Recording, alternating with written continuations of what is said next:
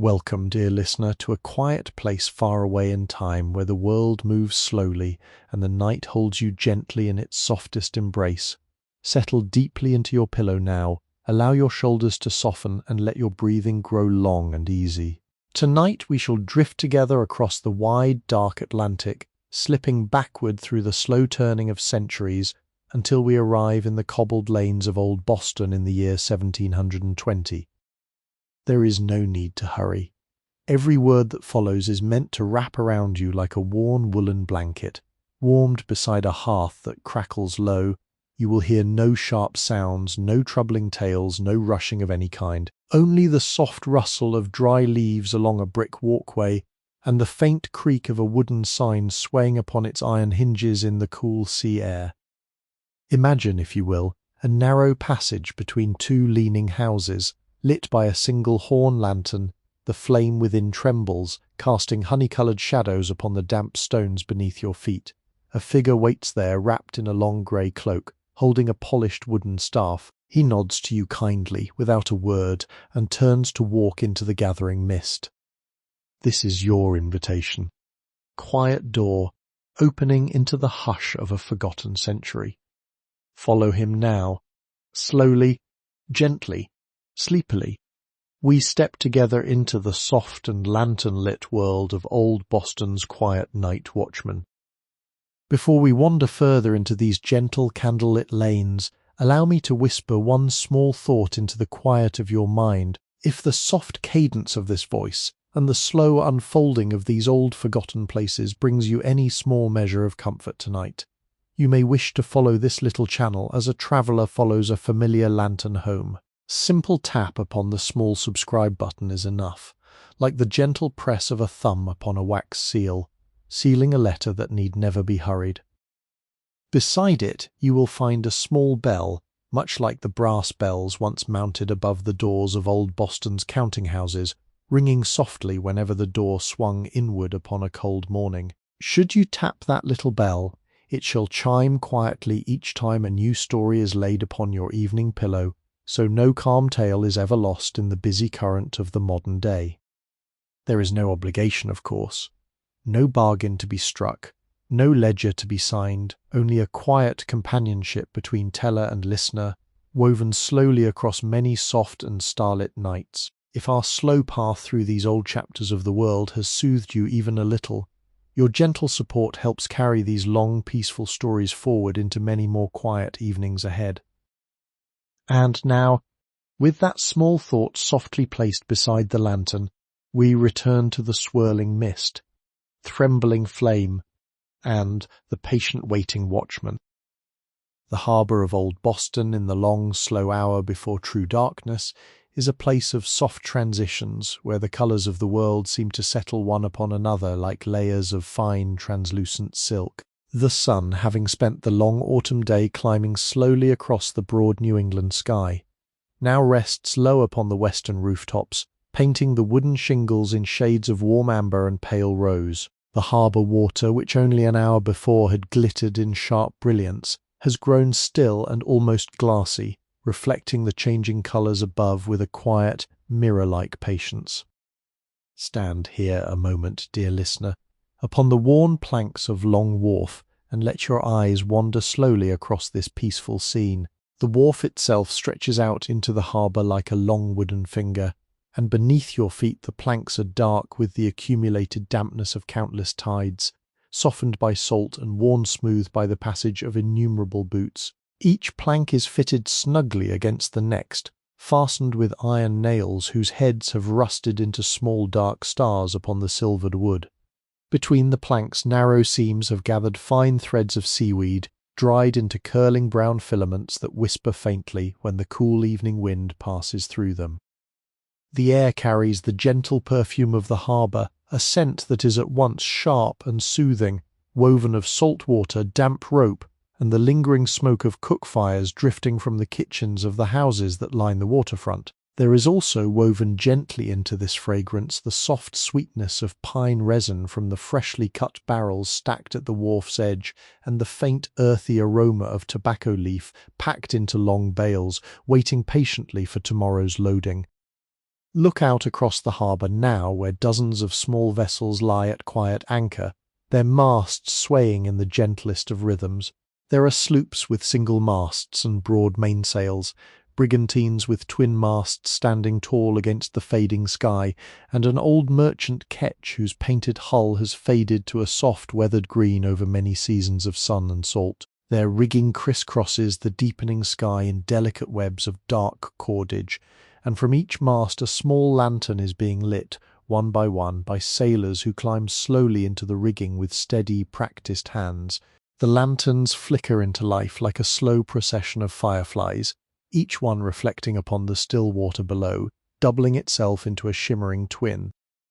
The sound of the harbour at this hour is not a single sound, but rather a soft, slow chorus of small noises, woven together so gently that they seem almost like silence. There is the slow creak of wooden hulls rubbing against the pilings, a sound like the sigh of an old wooden chair settling beneath a familiar weight. There is the distant lap of small waves against the stone seawall, each wave arriving with a hush rather than a splash, falling away again with a long, contented breath. From somewhere among the moored vessels a sailor sings a slow, low melody, the words too distant to be understood. The tune itself rising and falling like the gentle swell of the tide. A gull cries once, far off, and then is silent.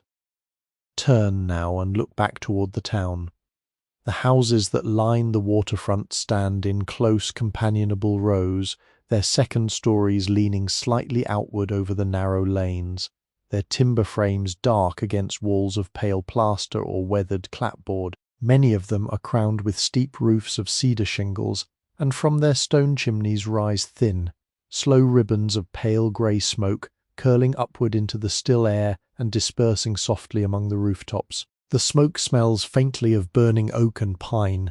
mingled here and there with the warmer scent of bread baking in covered hearth ovens, or the savoury perfume of a slow-simmering pot of fish stew set upon the embers for the evening meal. The cobblestones of the wharf-side lane are wet now, dampened by the rising mist that drifts in from the harbour as the air begins to cool. Each stone is rounded and worn, set close against its neighbours, the spaces between them filled with fine sand and small fragments of crushed oyster shell, which catch the last of the daylight in tiny silver glints. The pattern of the cobblestones flows along the lane like the scales of some great sleeping fish, undulating gently around the corners of the buildings, dipping into shallow hollows where the rainwater pools after a soft autumn shower. A horn lantern mounted upon a tall iron post at the corner of Merchant's Row has just been lit by a small boy whose task it is to tend the corner lamps each evening. He stands upon a wooden stool reaching up with a long brass taper, and the flame catches with a soft, almost inaudible breath. The horn panes of the lantern, made of thin sheets of polished cattle horn rather than glass, glow with a warm, honeyed light that softens the shadows around the post and casts a gentle pool of amber upon the cobblestones below. The boy steps down, gathers his stool beneath his arm, and walks slowly to the next lantern, his small footsteps making the softest of taps upon the damp stone. Beyond the houses, the spire of the old North Church rises tall and slender against the rose and lavender sky,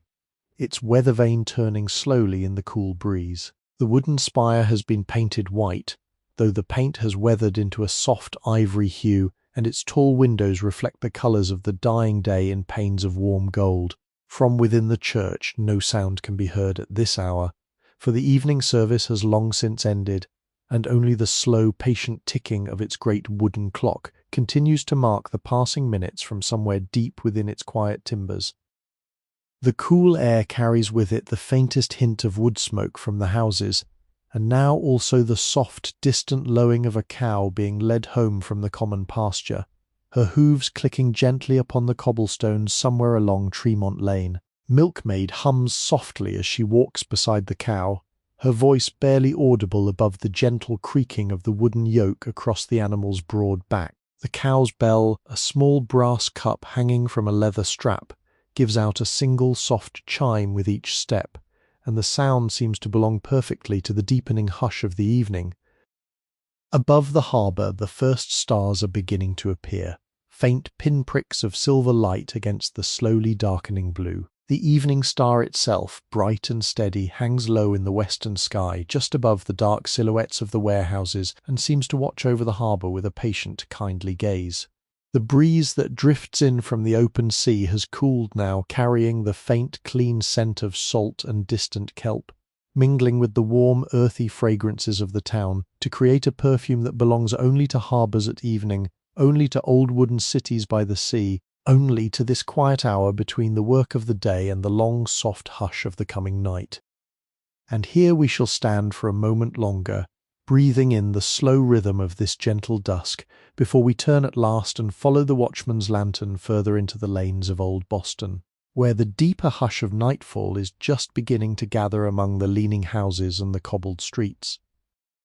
The lane that leads us inland from the harbour is called Cornhill, though some of the older townspeople still know it by its earlier name, King Street, and others simply call it the Long Lane, because it follows the gentle curve of the land as it rises away from the water. We turn into it now, following the soft glow of the watchman's lantern, and the world seems to grow quieter with every step we take. The salt air of the harbour fades behind us, replaced gradually by the deeper, drier scents of the inland town. Wood smoke, baking bread, the sweet hay of the stable yards, and the faint herbal perfume of the small kitchen gardens that lie hidden behind the wooden fences of the houses. The cobblestones beneath your feet here are older than those of the wharf, set down many decades earlier, and they have been worn into smooth, rounded humps by the long, patient procession of carts and horses and feet that have crossed them since. They are arranged in a loose pattern that follows no perfect geometry, for they were laid by hand by stonemasons who chose each stone according to its size and shape, fitting them together as a careful seamstress fits the patches of a quilt. Some of the stones are pale grey, quarried from the granite hills west of the town. Others are darker, almost black, brought as ballast in the holds of ships from distant ports and unloaded here when the vessels took on their cargoes of timber and dried fish. Between them the spaces are packed with sand and small pebbles, and here and there a stubborn tuft of moss has taken root in the crevices, glowing faintly green in the lantern light. Thin layer of evening dampness has settled upon the stones, and the watchman's lantern light dances upon them in soft golden patches, catching on the small irregularities of the surface and creating a slowly shifting pattern of light and shadow with every step. The watchman walks ahead of us at a slow, measured pace, his long grey cloak swaying gently with each stride, the hem of it brushing softly against the tops of his leather boots. The boots themselves are dark with use, the leather creased into fine lines around the ankles, the soles studded with small iron nails whose heads make a soft, rhythmic tap upon the cobblestones, almost like the slow ticking of a distant clock. The houses that line Cornhill are taller here than those nearer the harbour, 3 stories in some places, and they lean toward one another across the narrow lane in such a way that their upper stories almost meet, leaving only a narrow ribbon of sky visible between them. This sky is now a deep, velvet indigo, and within it the first true stars have appeared, scattered like grains of fine silver salt across the darkening fabric. The houses themselves are built of timber frames filled with brick and plaster, their walls washed in soft creams and gentle greys and the occasional pale ochre, the colours muted by the long years of weather and wood smoke until they all seem to belong to the same quiet, harmonious palette.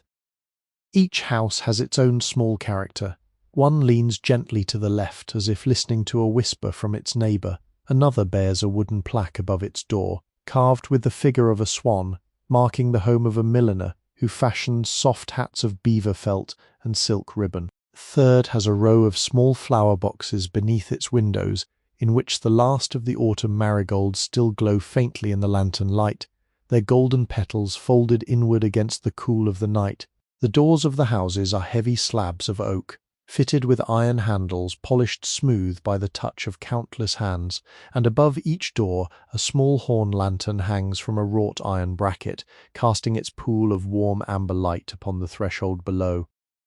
The watchman pauses now at the corner where Cornhill meets a smaller lane called School Street, and he raises his lantern slowly, sweeping its light in a careful arc across the cobblestones, the doorways, and the dark spaces between the houses. He is checking in his quiet and unhurried way that all is well, that no door stands open that should be closed, that no shutter swings loose upon its hinges, that no small hazard lies forgotten in the path of those who must walk this way later in the night. Satisfied, he lowers the lantern again, gives a small contented nod to himself, and continues onward.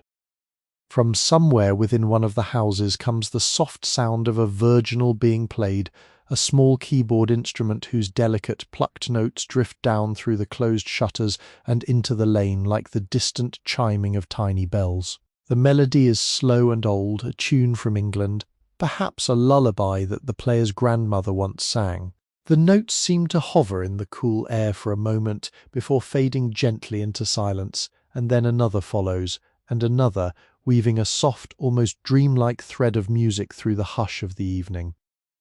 A cat slips silently across the lane ahead of us, her grey fur catching the lantern light for a moment before she disappears into the shadows beneath a wooden stoop. Her eyes glow briefly, two small green sparks in the darkness, and then she is gone, vanished into whatever quiet pursuit calls her through the lanes at this hour. From the alley where she has gone, there comes the faintest sound of a saucer being lapped, for the kitchen maid of the house has set out a small bowl of milk for her, as is the custom, and the cat in turn keeps the kitchen free of the small grey mice that would otherwise nibble at the flour sacks.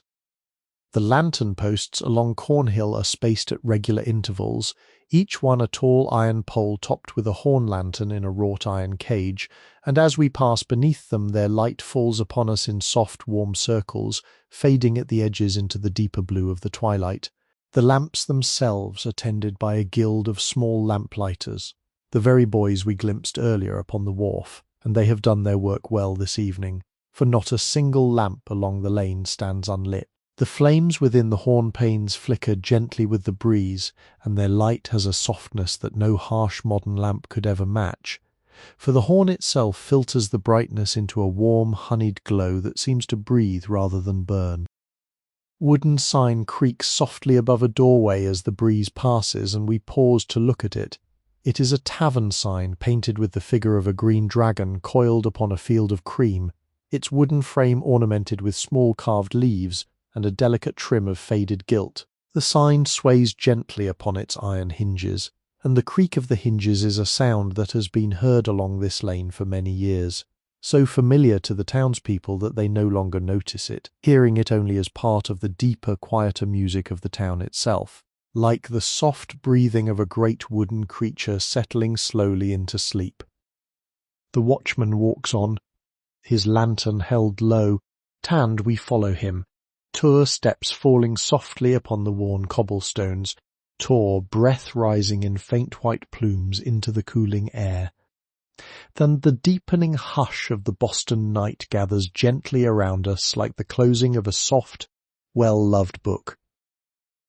Pause now beside one of these old houses and let your eyes travel slowly across its weathered face, for there is a quiet beauty in these old timber dwellings that rewards a gentle, unhurried attention. This particular house belongs to a cooper named Ezekiel Hartwell, though we shall not meet him this evening, for he has long since taken his supper and retired to the warmth of his upper chamber. His house, like so many along this lane, was built nearly 50 years ago in the days when Boston was still a smaller and more closely huddled town, and the techniques of its construction speak softly of a vanished craftsmanship.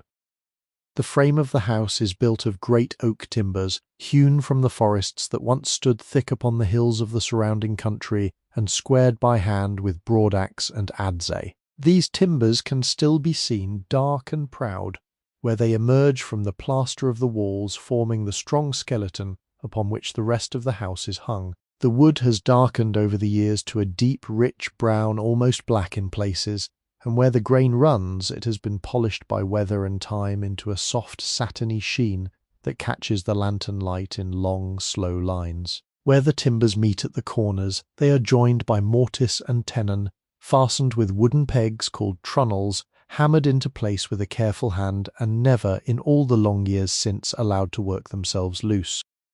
Between the timbers, the walls are filled with a mixture of brick and plaster called nogging, made of small bricks set in a soft mortar of lime and sand. This nogging has been finished on the outside with a smooth coat of plaster washed in a colour that in this house is a soft, faded ochre, the hue of pressed autumn leaves left for many seasons in a forgotten book. The plaster has weathered in places, revealing small patches of the brick beneath, and these patches glow faintly in the lantern light like the warm cheeks of an old grandmother who has just come in from the cold.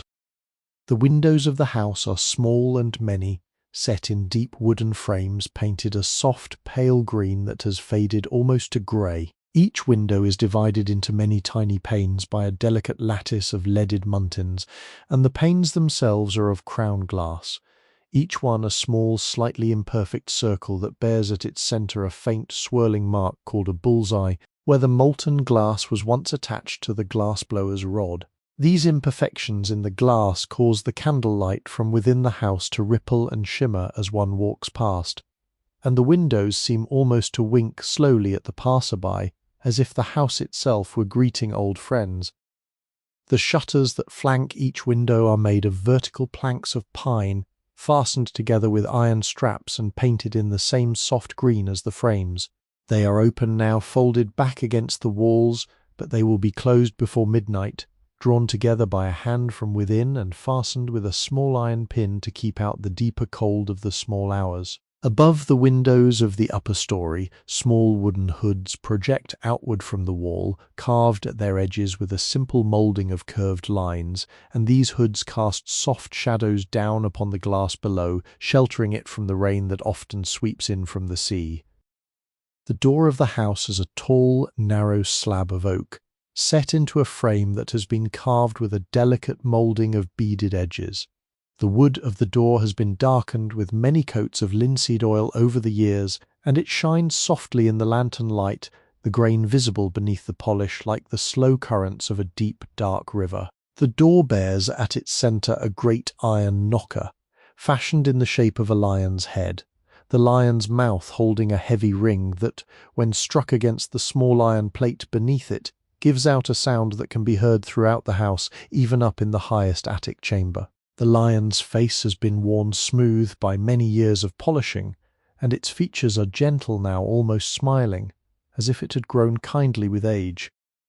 Above the door, mounted upon an iron bracket, hangs the small horn lantern that we have seen on every other house along this lane. It is fashioned of 4 panes of polished cattle horn, fitted into a frame of black iron, with a small iron ring at the top by which it can be lifted down for cleaning and refilling. Within the lantern a small candle of beeswax burns slowly, its flame protected from the wind by the horn panes, and its light glows with that warm honeyed colour that makes the night seem softer and the world more hospitable. The candle within will burn for several hours yet, and when it has finally guttered out, the maid of the house will quietly replace it before retiring herself.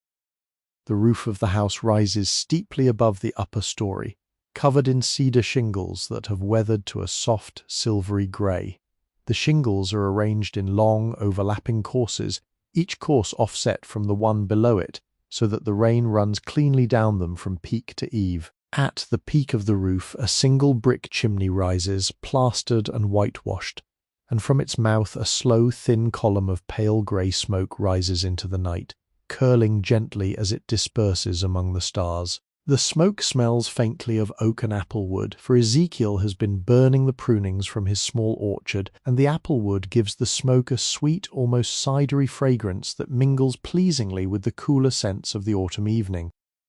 The houses on either side lean toward this one in a quiet companionship, their walls almost touching at the upper stories, their eaves overlapping in places. Between them, narrow alleys run back into the hidden interiors of the block, where small kitchen gardens and stable yards and outbuildings nestle in the soft darkness. From one of these alleys comes the gentle sound of a horse shifting in his stall, the rustle of straw beneath his hooves, the soft snort of his breath into the cool air. From another comes the distant cluck of a hen settling herself upon her roost, a small, contented sound that seems to belong perfectly to the deepening peace of the evening.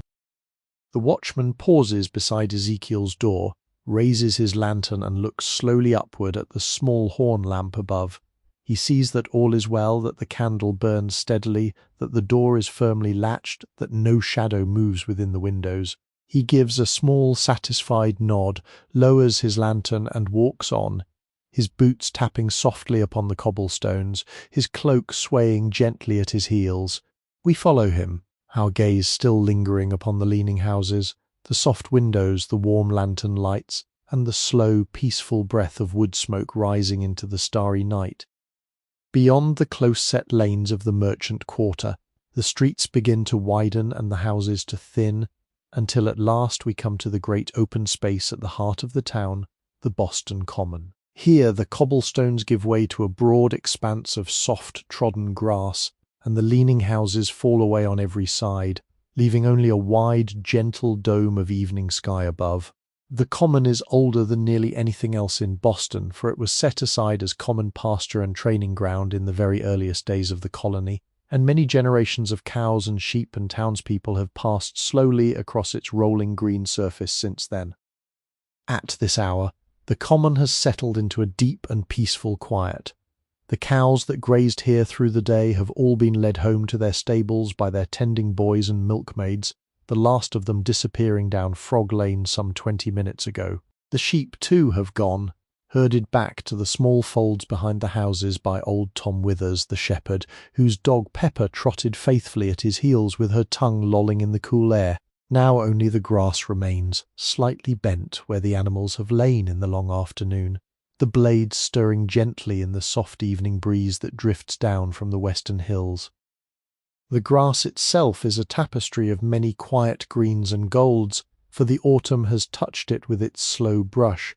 and the once vivid summer green has softened into a muted colour that is almost the hue of old, worn velvet. Among the blades, small wildflowers still linger, late-blooming asters with petals of pale lavender, and the small white stars of yarrow, and here and there a stubborn dandelion still holding its yellow head aloft. The flowers nod slowly upon their slender stems as if drowsing in the cooling air,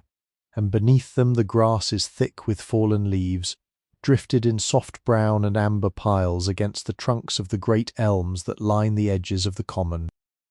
These elms are very old, planted in the time of the first governor, and they have grown into magnificent towers of dark, twisted wood and broad, graceful branches. Their trunks are wider than 3 men could span with their arms outstretched, and their bark is deeply furrowed, the grooves running in long, slow spirals up to the lowest branches. The bark is a soft, dark grey, almost the colour of weathered iron, and within the deeper grooves patches of pale green lichen have taken hold, glowing faintly in the last of the daylight. The branches above spread wide and high, their topmost twigs almost touching the lowest stars, and they are nearly bare now, only a few golden leaves still clinging to their tips, trembling in the breeze like small, brave flags.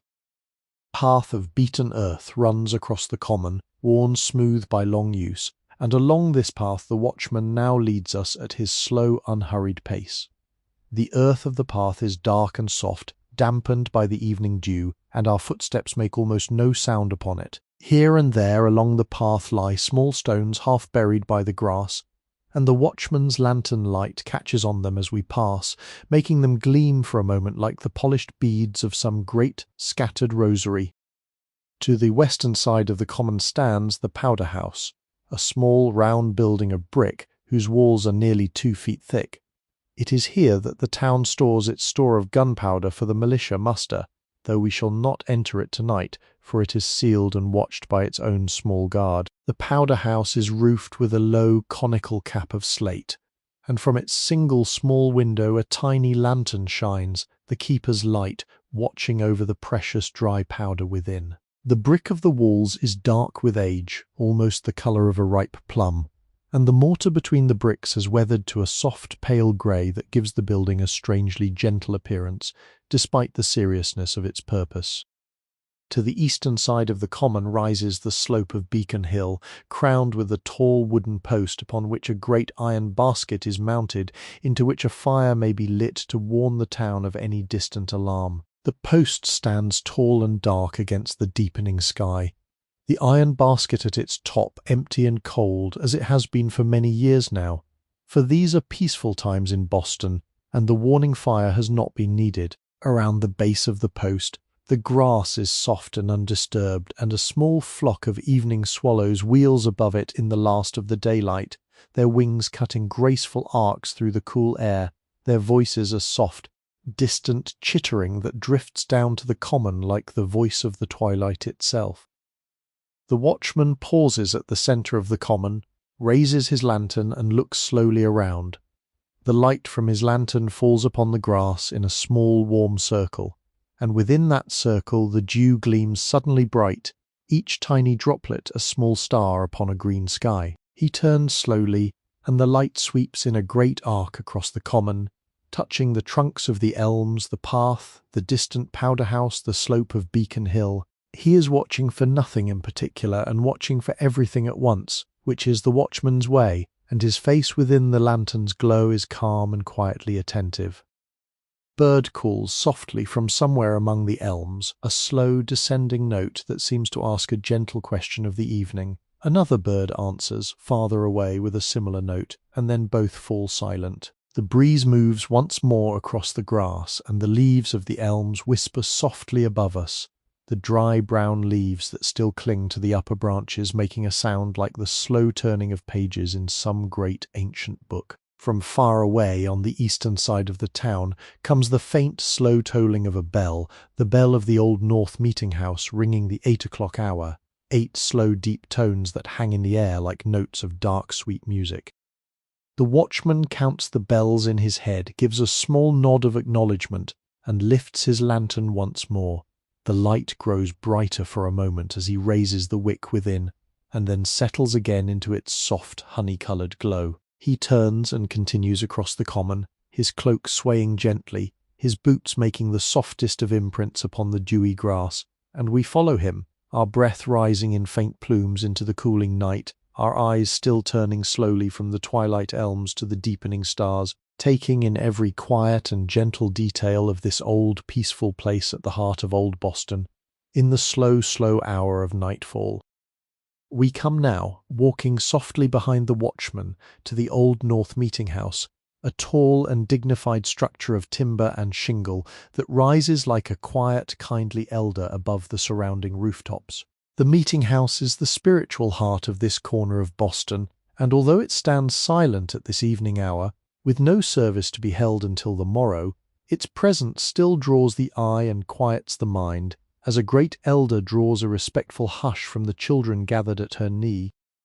The walls of the meeting house are clad in long boards of cedar, painted a soft, muted white that has weathered, over many years of sea air and rain, into a gentle ivory hue. The boards are laid horizontally, each one overlapping the one below, and where they meet at the corners they are covered by long, narrow corner boards painted a slightly darker shade, almost the colour of old parchment. The paint has flaked in places, revealing thin streaks of bare wood beneath, and these streaks have weathered into the same soft silvery grey as the cedar shingles of the surrounding houses, so that the building seems to belong perfectly to its place, natural and rooted as one of the great elms upon the common. The windows of the meeting house are tall and narrow, set in deep wooden frames, and divided into many small panes by leaded muntins much like those of Ezekiel's house, but larger and more numerous. The panes themselves are of crown glass, each one bearing its faint, swirling bullseye, and at this hour they reflect the deepening blue of the evening sky in a soft, cool light. Within the meeting house no candles burn, for the building is not used at night, and so the windows seem dark and still, like the closed eyes of a patient, sleeping creature. The door of the meeting house is broad and tall, fashioned of heavy oak planks fastened with strong iron straps. It is painted in a deep, dignified blue, the colour of a calm sea on an overcast afternoon, and at its centre hangs a great brass knocker shaped like a wreath of laurel leaves, the leaves polished to a soft golden shine by the touch of many hands. Above the door, a stone lintel has been set into the timber wall, and upon this lintel is carved in simple clear letters the year of the meeting house's founding, 1677. The carving is shallow and the letters have been softened by the weather, but they remain clear enough to read, and the lintel itself is decorated at its corners with small simple rosettes of carved stone, no larger than a child's palm.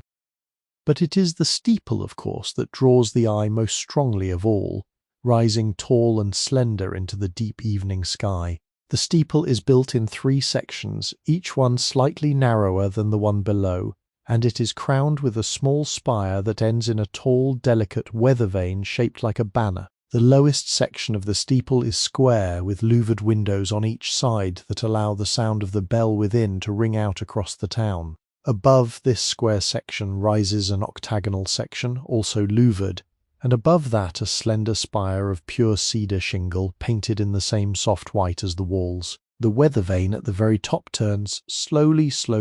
in the cool evening breeze, its iron banner pointing now to the southwest, telling those who would listen that the wind comes gently in from that direction tonight.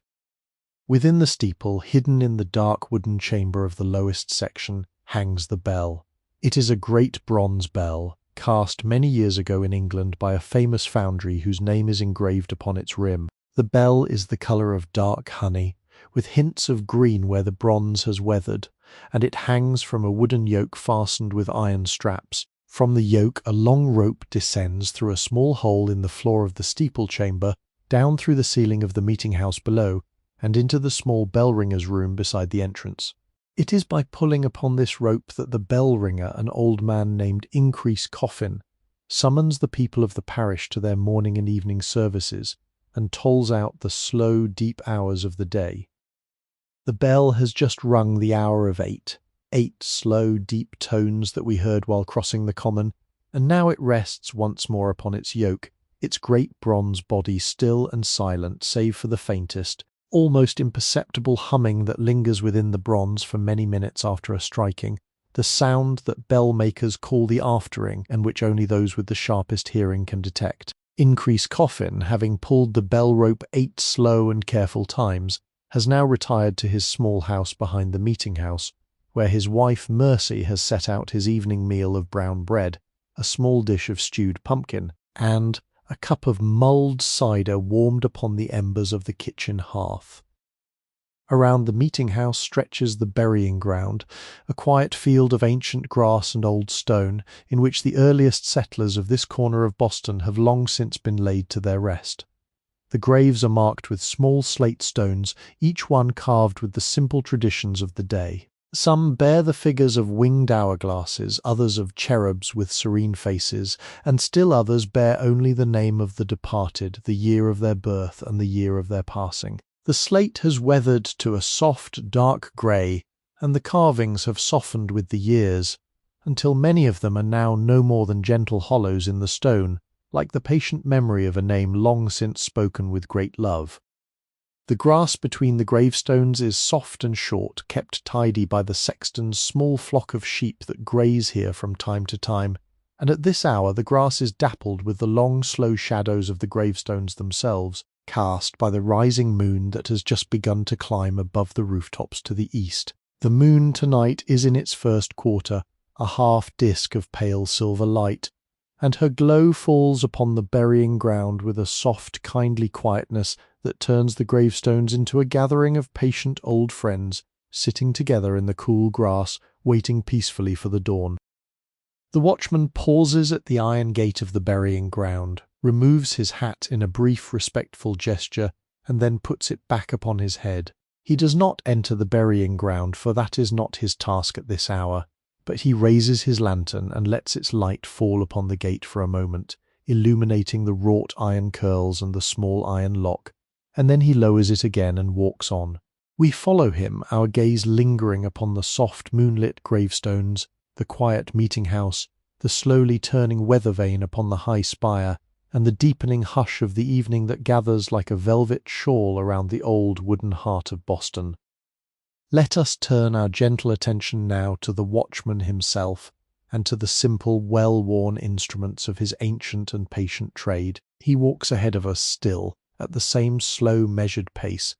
and the rhythm of his steps has become so familiar to our ears that it seems almost a kind of slow music, a soft cadence that helps to settle the mind and soothe the breathing into the long, easy rhythm of one who is preparing for sleep. His name, though we have not yet asked it, is Jeremiah Penhallow, and he is 54 years of age. having served as a night watchman of Boston for the past 26 years, since the year 1694.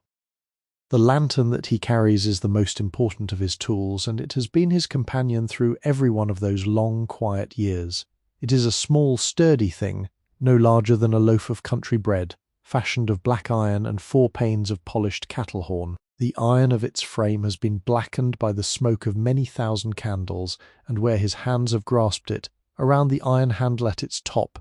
the metal has been worn smooth and polished into a soft, dull shine. The handle is fashioned in the shape of an arch, with a small loop at its peak through which the watchman may, if he wishes, pass a leather strap to hang the lantern from a hook upon his belt, freeing both his hands for other tasks. The horn panes themselves are perhaps the loveliest part of the lantern. They are made of thin sheets cut from the horns of cattle, scraped and polished and then pressed flat between heated plates by a craftsman who specializes in such delicate work. The horn, when prepared this way, becomes translucent rather than transparent, and the light of the candle within shines through it with a soft, warm, honey-coloured glow that is far gentler upon the eye than the bright, sharp light of glass. Each pane has its own faint pattern of soft swirls and amber striations, the natural grain of the horn made visible by the light passing through it, and when the candle within flickers, these patterns seem to shift and dance, as if the lantern itself were quietly breathing. Within the lantern a candle of pure beeswax burns slowly upon a small iron spike. The candle is no thicker than a man's thumb, and Jeremiah will burn through perhaps 3 or 4 such candles in the course of a single night's watch. He carries spare candles in a small leather pouch upon his belt, wrapped in a soft cloth of unbleached linen to keep them from melting against one another in the warmth of his cloak. The beeswax, when it burns, gives off a faint, sweet fragrance that seems to belong to the lantern as much as the light itself, a subtle perfume of summer meadows and patient bees, woven into the cool air of the autumn night like a memory of warmer seasons. In his other hand, Jeremiah carries his staff, which is a long, slender pole of seasoned ash, almost as tall as he is himself, polished smooth by many years of use, and topped with a small iron cap.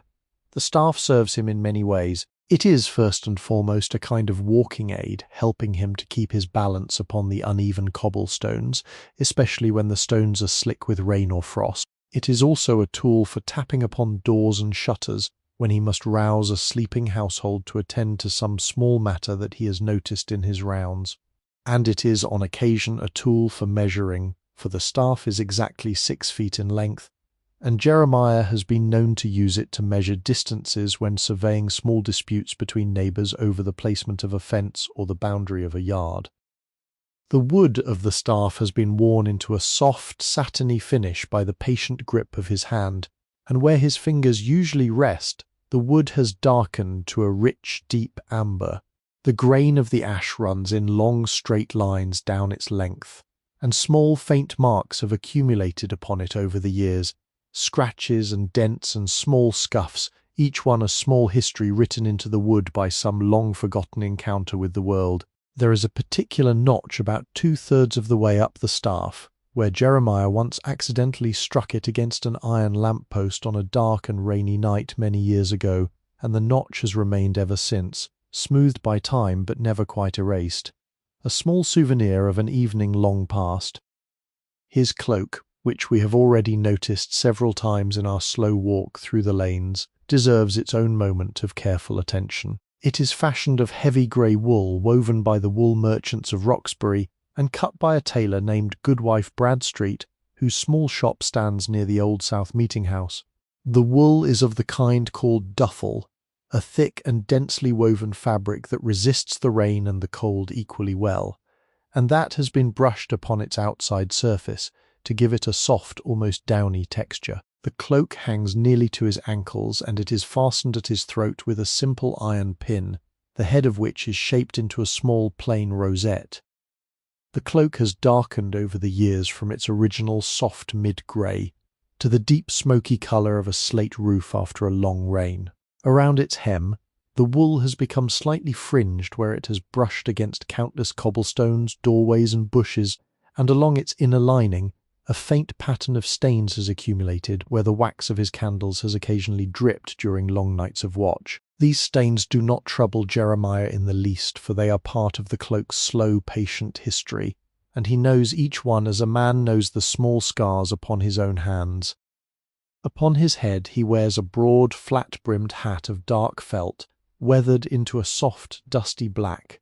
The hat is plain, without ornament, save for a simple band of black ribbon around its base, and its brim is wide enough to keep the rain from his face on stormy nights. Beneath the hat, his hair has gone mostly grey, though strands of his original dark brown still appear here and there, and he keeps it tied back at the nape of his neck with a small ribbon of black silk, as is the custom of working men of his age.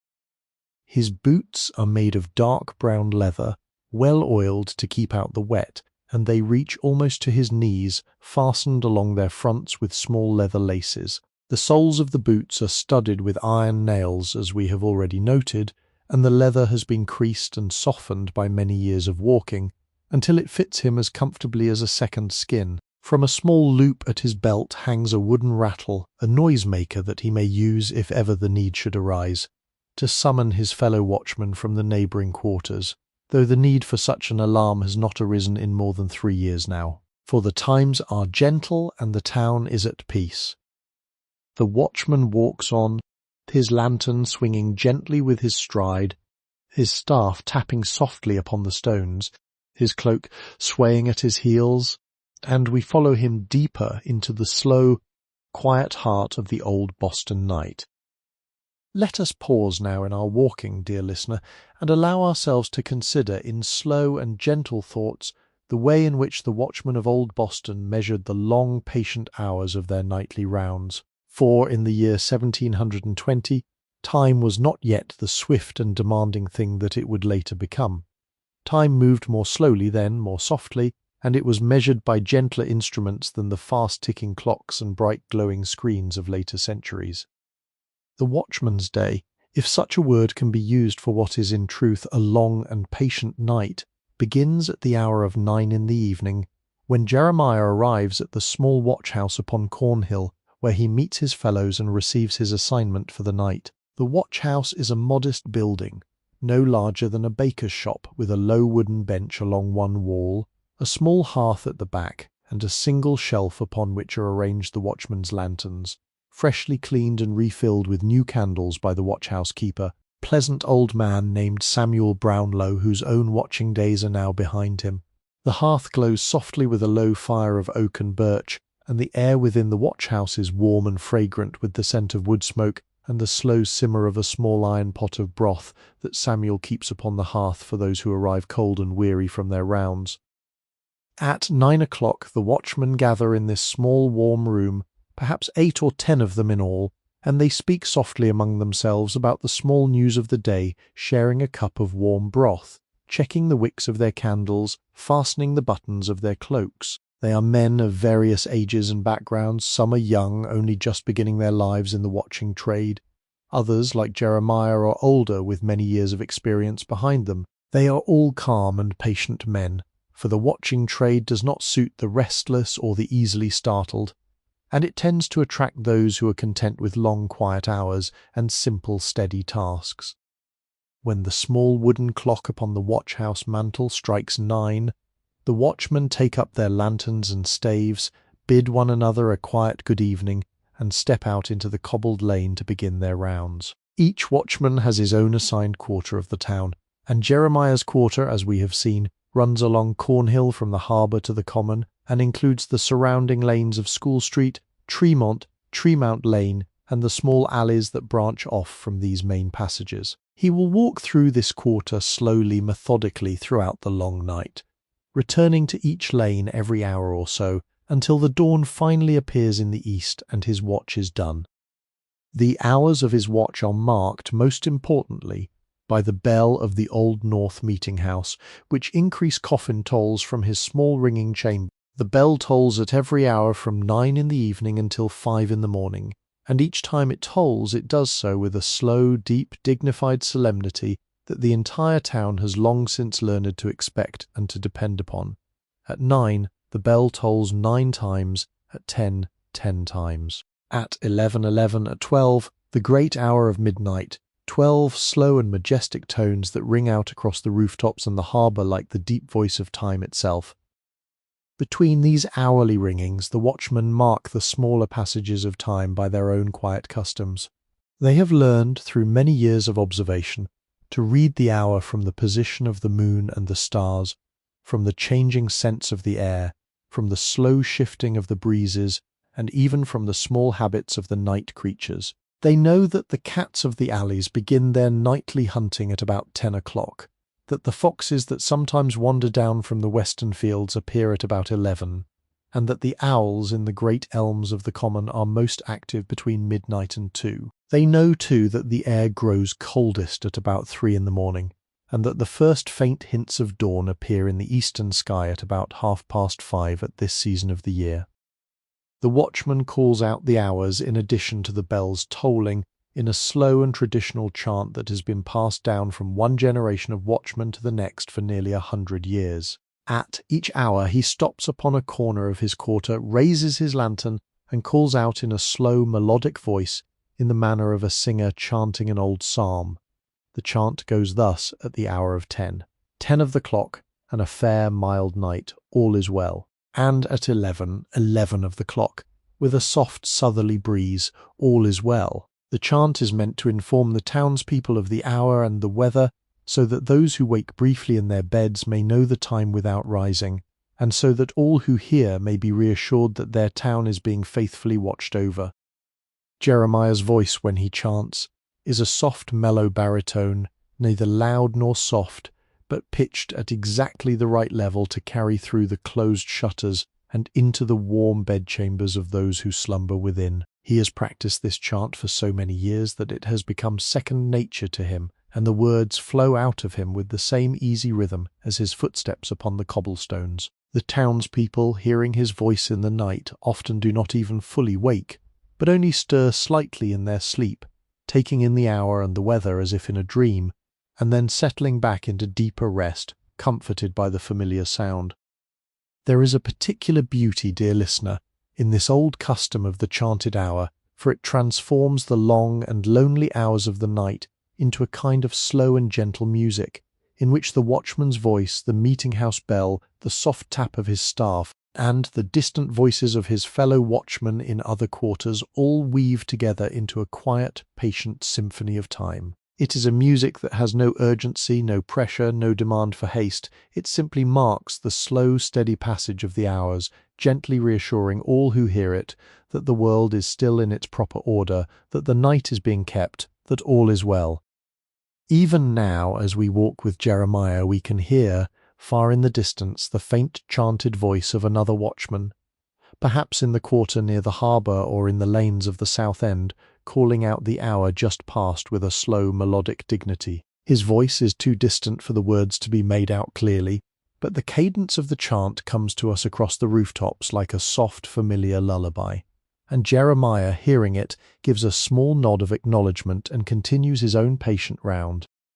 The hours of the night, when measured in this gentle way, do not feel like hours at all, but rather like a slow, deep breathing of the town itself, the inhalation and the exhalation of an old familiar friend who has settled comfortably into a long and dreamless rest, and who breathes in his sleep with the slow and patient rhythm of all old, well-loved things. Step softly with me now, dear listener, for I wish to lead you in our gentle, dreamlike wanderings into the hidden warm hearts of the houses that line these old sleeping lanes. We shall not enter through the front doors, for those are bolted now, and the families within have long since retired to their upper chambers. We shall enter instead through the kitchens, in that imaginary way that only the gentle traveller of dreams may enter, slipping through the keyhole of the back door like a soft drift of wood smoke, finding ourselves at last beside the slowly fading embers of the kitchen hearth. The kitchen of a Boston house in the year 1720 is, of all the rooms of the dwelling, the most patient and the most kindly. It is the room in which the family gathers most closely together throughout the long days, where the bread is baked, the meals are prepared, the children are bathed in great wooden tubs before the fire, tanned where the slow conversations of the evening unfold around the hearth before the family retires to bed. By night, when all the household has gone upstairs to sleep, the kitchen remains awake in a quiet, dreaming way, its hearth still glowing softly with the embers of the day's fire, its scents and warmth slowly fading into the cool of the small hours. The hearth itself is a great structure of brick and stone, taking up nearly the whole of one wall of the kitchen. It is wide enough that a tall man could lie down within it, were the fire not burning, and it is deep enough to contain the great iron crane that swings from one side to the other, holding the cooking pots above the flames. The bricks of the hearth have been blackened by many years of fires, and the soot has settled into a soft velvety coating that gives the entire structure the gentle dark patina of a well-loved antique. Within the hearth at this late hour, the great fire of the day has been raked carefully into a low glowing bed of embers, the embers covered with a fine layer of pale grey ash that keeps them warm and slow burning until the morning. The embers themselves glow with a soft, deep red, the colour of the very last moments of a sunset, and they breathe slowly in and out as the air drifts gently across them. From time to time, a small pocket of trapped sap within an oak ember will burst with a quiet pop, sending up a tiny shower of golden sparks that drift upward into the chimney like the smallest of fireflies. The sparks rise slowly, very slowly, and then fade into nothing as they ascend into the cool darkness of the chimney shaft above the embers. The iron crane stands empty now, its hooks and chains hanging quietly, the crane having been swung back against the wall of the hearth for the night. Around the hearth are arrayed the patient implements of the kitchen, each one resting in its proper place. A great iron pot, larger than a man's head, hangs upon a peg beside the hearth, its sides darkened by countless cookings, its lid resting upon its rim. Beside it hangs a smaller pot called a porridge pot, in which the morning's oatmeal will be slowly cooked, and beside that a small skillet of beaten copper, its bottom shining faintly in the embers' glow. Against the wall stand the long-handled tools, the iron poker for stirring the embers, the brass-bound bellows for blowing the fire to life in the morning, the long-handled toasting fork for browning slices of bread before the flames, and the sturdy ash shovel for clearing out the spent ashes when the fire is rebuilt. Upon the mantel above the hearth a row of small objects has been arranged with quiet care. There is a candlestick of pewter polished to a soft, dull gleam. There is a small clock of dark wood, its face painted with simple, bold numerals, its slow ticking the only sound in the otherwise silent kitchen. There is a wooden box that holds the household's tinder and flint, ready for the morning's relighting of the fire. There is a small earthenware jar of dried herbs, the lid loose enough that the faint, sweet scent of dried thyme and sage drifts gently into the room. And there is at one end of the mantel a small framed sampler embroidered by the good wife of the house in her girlhood, displaying her name, the year, and a simple scripture verse stitched in fine threads of red and blue. The floor of the kitchen is made of broad planks of pine, scrubbed white by many years of patient sanding with sand and water, and across these planks lies a long woven rug of braided rags, made by the good wife and her daughters from the worn-out scraps of old shirts and aprons. The rug runs from the hearth to the work table, and its colours are a soft mixture of faded reds, blues, browns, and creams, all woven together into a long, flowing pattern that catches the warm glow of the embers and reflects it gently back into the room. The work table stands at the centre of the kitchen, a long, sturdy table of pine, scrubbed white like the floor, its surface marked by the small cuts and burns of many years of food preparation. Upon the table at this hour, a clean linen cloth has been laid, and upon the cloth a row of objects has been arranged for the morning. There is a small wooden bowl filled with eggs gathered from the family's hens, the eggs nestled upon a handful of soft straw to keep them from rolling. There is a covered crock of butter, the cover a small wooden lid carved with a simple flower at its centre. There is a loaf of brown bread wrapped in a clean cloth ready to be sliced for the morning meal, and there is a small pewter pitcher of cream, fresh from the evening's milking, covered with a square of fine muslin cloth to keep out any wandering insects.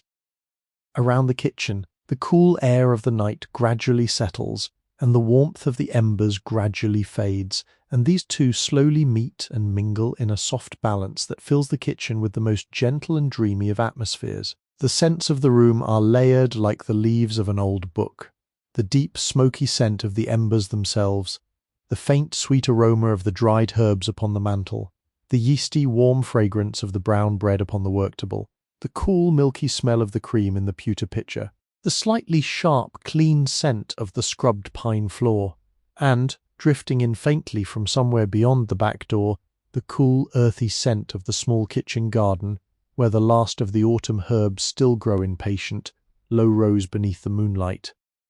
A small grey cat, the same one we glimpsed earlier in the lane, has now slipped silently into the kitchen through a tiny gap beneath the back door, and she has settled herself upon the warm hearthstones, her paws tucked beneath her, her tail curled around her body, her green eyes half closed in deep contentment. Her fur, in the glow of the embers, has taken on a soft amber sheen, and the slow, patient rise and fall of her breathing seems to set the rhythm for the entire sleeping kitchen. From somewhere upstairs, the faint creak of a wooden bedstead can be heard as one of the sleepers turns gently in their dreams, and then all is silent once more, save for the slow ticking of the mantel clock and the soft breathing of the cat. This is the kitchen at the deepest hour of the night, the hearth asleep but not extinguished, the room itself gently dreaming, ready and waiting for the slow approach of the morning, when the good wife shall rise and stir the embers back to flame and begin the patient cycle of another quiet, kindly Boston day. Now, as we follow the watchman's slow, dependable lantern further into the lanes of the old town, we approach the doorway of the Green Dragon Tavern, the very establishment whose painted sign we noticed earlier, swaying so softly upon its iron hinges. The tavern is one of the oldest in Boston, having stood upon this corner since the days of the first colony, and over its long years it has welcomed merchants, sailors, ministers, magistrates, farmers, and travellers of every description into its warm and pleasant rooms. At the hour of 9 in the evening it would have been bustling with quiet conversation, the soft clink of pewter mugs, the low laughter of friends, and the slow scrape of wooden chairs upon the floorboards. But now, at this much later hour, the tavern is preparing for its closing, and the atmosphere within has softened into the gentle hush of a long, contented day drawing to its end. We pause beside one of the tavern's small leaded windows, and through the imperfect crown glass we may glimpse the warm interior in soft, rippling fragments. The tap room, which is the largest room of the tavern, is illuminated by half a dozen candles set in heavy pewter sconces upon the walls, and by a low fire that burns slowly within a great brick fireplace at the far end. The candles have burned down to about half their original height, and their wicks are long and curling, dripping small streams of pale wax down the sides of the candles and into the deep round pewter cups beneath them. The flames flicker softly, casting long, slow shadows upon the dark wooden beams of the ceiling and the white plaster of the walls between the timbers. The floor of the taproom is laid with broad planks of oak, darkened by many years of spilled ale and tobacco smoke, and worn into smooth hollows in the most walked places, especially around the great stone hearth and in front of the long bar that runs along one wall. The planks have been scrubbed many times with sand, but they retain a deep, rich colour that catches the firelight in soft amber waves, and where the wood meets the walls, small dark gaps have opened up over the years, gaps in which generations of small crumbs and tiny mouse paths have left their patient traces. The bar itself is a long, thick slab of pine, polished by the slow press of countless elbows and forearms into a smooth, satiny surface. Behind it, upon a tall shelf, are arranged the tavern's stock of pewter mugs, each one hanging upon its own small peg, the mugs gleaming dully in the candlelight, their handles all turned in the same direction, the rims of the mugs catching the light along delicate polished edges. Beside the mugs are arrayed the great glass bottles of cordials and spirits, each one labelled in a careful looping hand by Goodwife Hannah, the tavern-keeper's wife. There is a bottle of cherry cordial deep ruby red. There is a bottle of metheglin, a honey wine spiced with herbs glowing the colour of old gold. There is a small bottle of orange water, brought from the Indies by a captain who sometimes lodges at the tavern. its colour a pale, soft amber. Behind the bar stands the tavern-keeper himself, a kindly man of about 60 named Joseph Wadsworth. Though everyone in Boston simply calls him Old Joe, he is at this moment slowly drying the last of the evening's pewter mugs with a clean linen cloth, his hands moving with the patient, practised rhythm of one who has performed the same task perhaps 50,000 times in his long career. His face is round and kindly, weathered by many years of standing close to the warm hearth, and his hair, which is mostly white now, is pulled back into a small neat tail at the nape of his neck. He wears a long grey-blue waistcoat over his white linen shirt, and a long apron of unbleached linen that ties around his waist with a simple cord.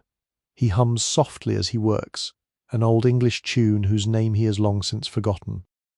The tavern's last few guests are still sitting quietly at one of the long scrubbed tables near the hearth, finishing the last of their evening's refreshment.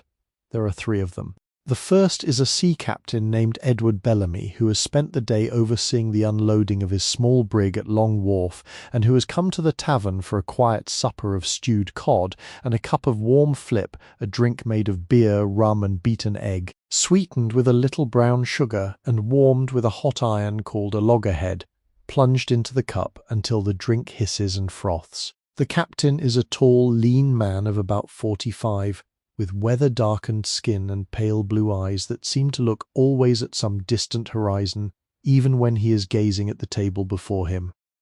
The second guest is a young man named Thomas Penhallow, who by happy chance is the son of our watchman Jeremiah, and who has come to the tavern this evening to share a cup of cider with the third guest, a printer's apprentice named William Greenleaf. Thomas is 22 years old and works as a journeyman cooper, learning his trade from his father's old friend Ezekiel Hartwell, the very cooper whose house we paused before earlier in our wanderings. He is a quiet, pleasant young man with his father's gentle manner, and he sits at the table now in his work clothes of plain brown wool, listening attentively to William's slow, thoughtful conversation about the news of the town.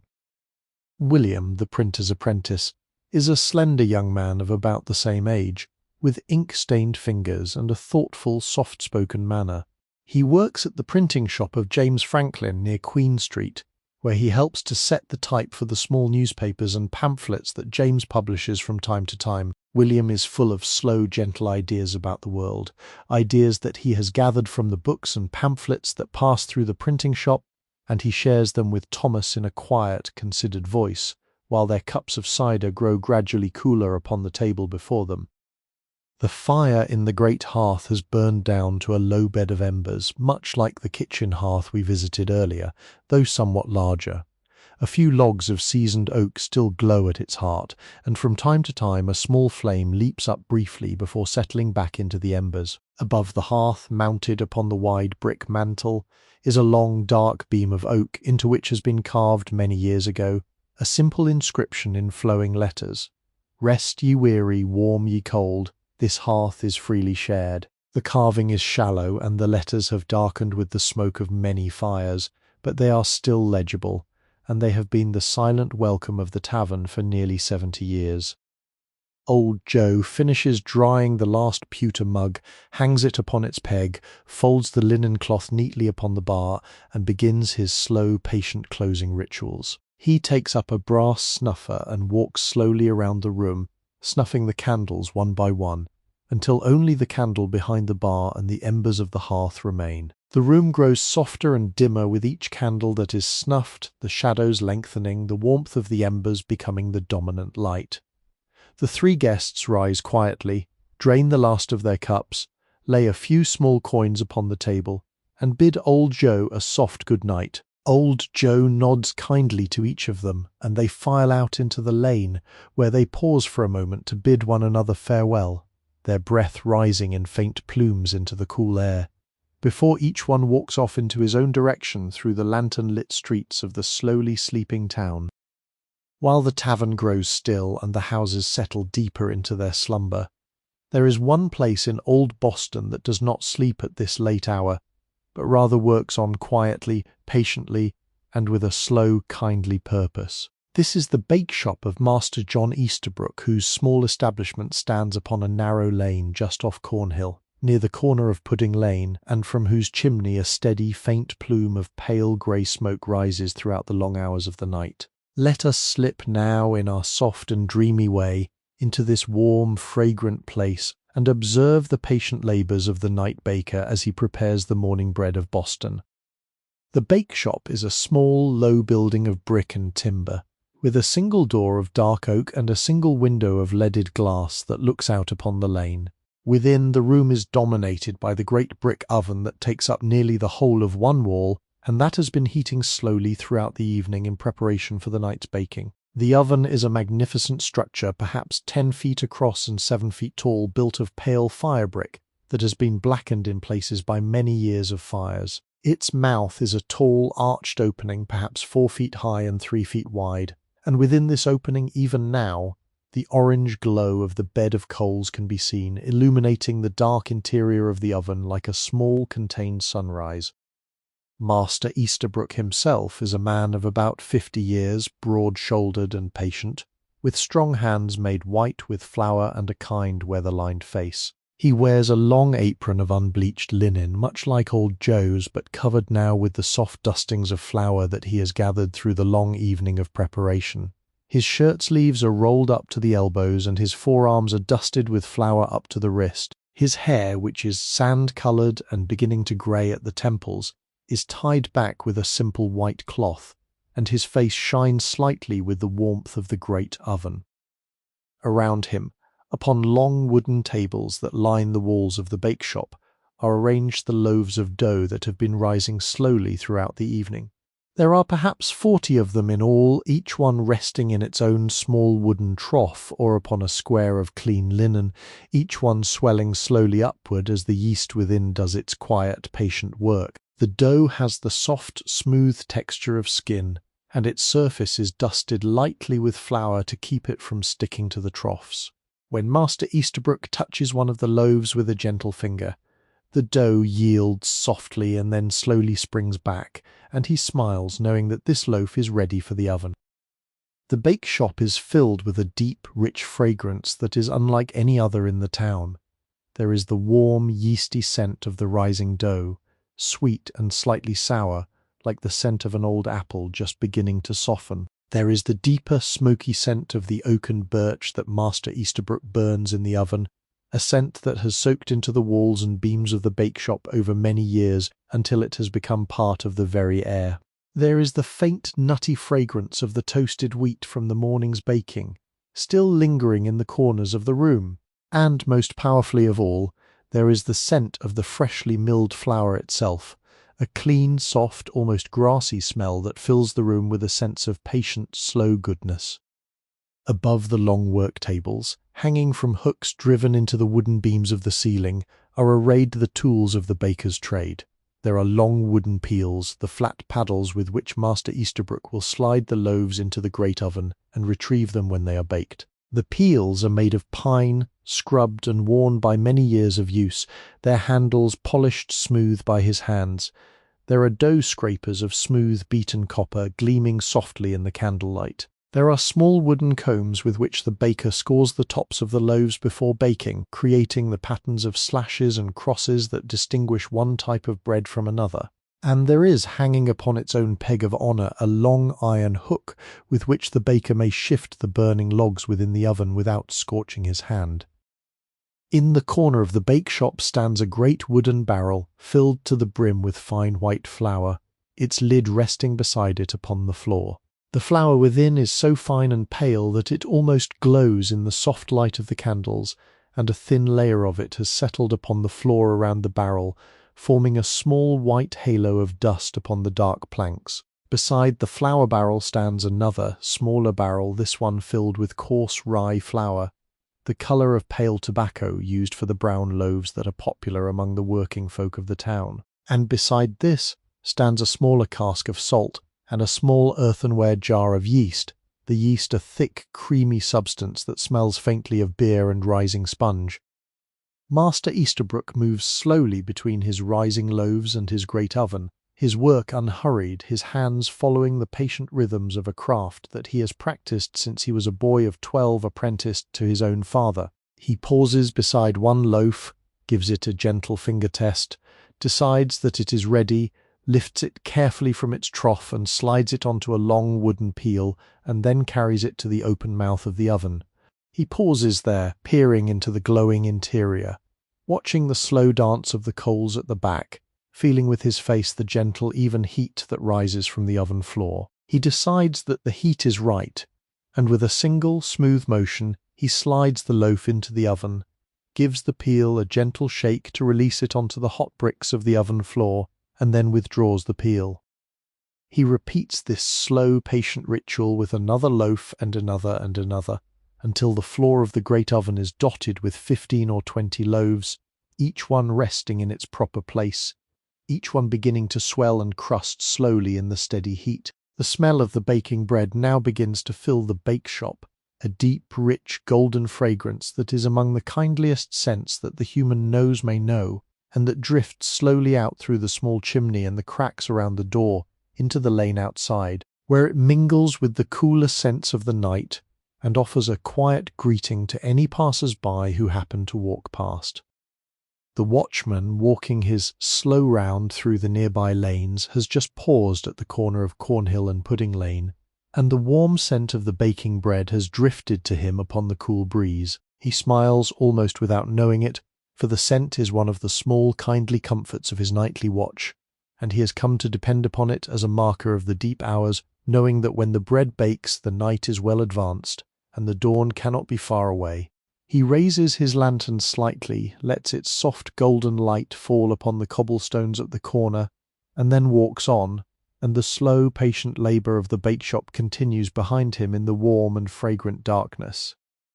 Behind one of the tall houses upon Cornhill, hidden away from the main lane by a high wooden fence and a narrow alley, lies a small stable yard belonging to a merchant named Captain Goodwin Phipps. The stable is one of perhaps 30 such establishments scattered through the town, each one home to 2 or 3 horses, a milking cow or 2, and sometimes a small flock of chickens or a goat. Let us slip now through the wooden gate of this yard, in our soft and unseen way, and observe the patient creatures at their nightly rest.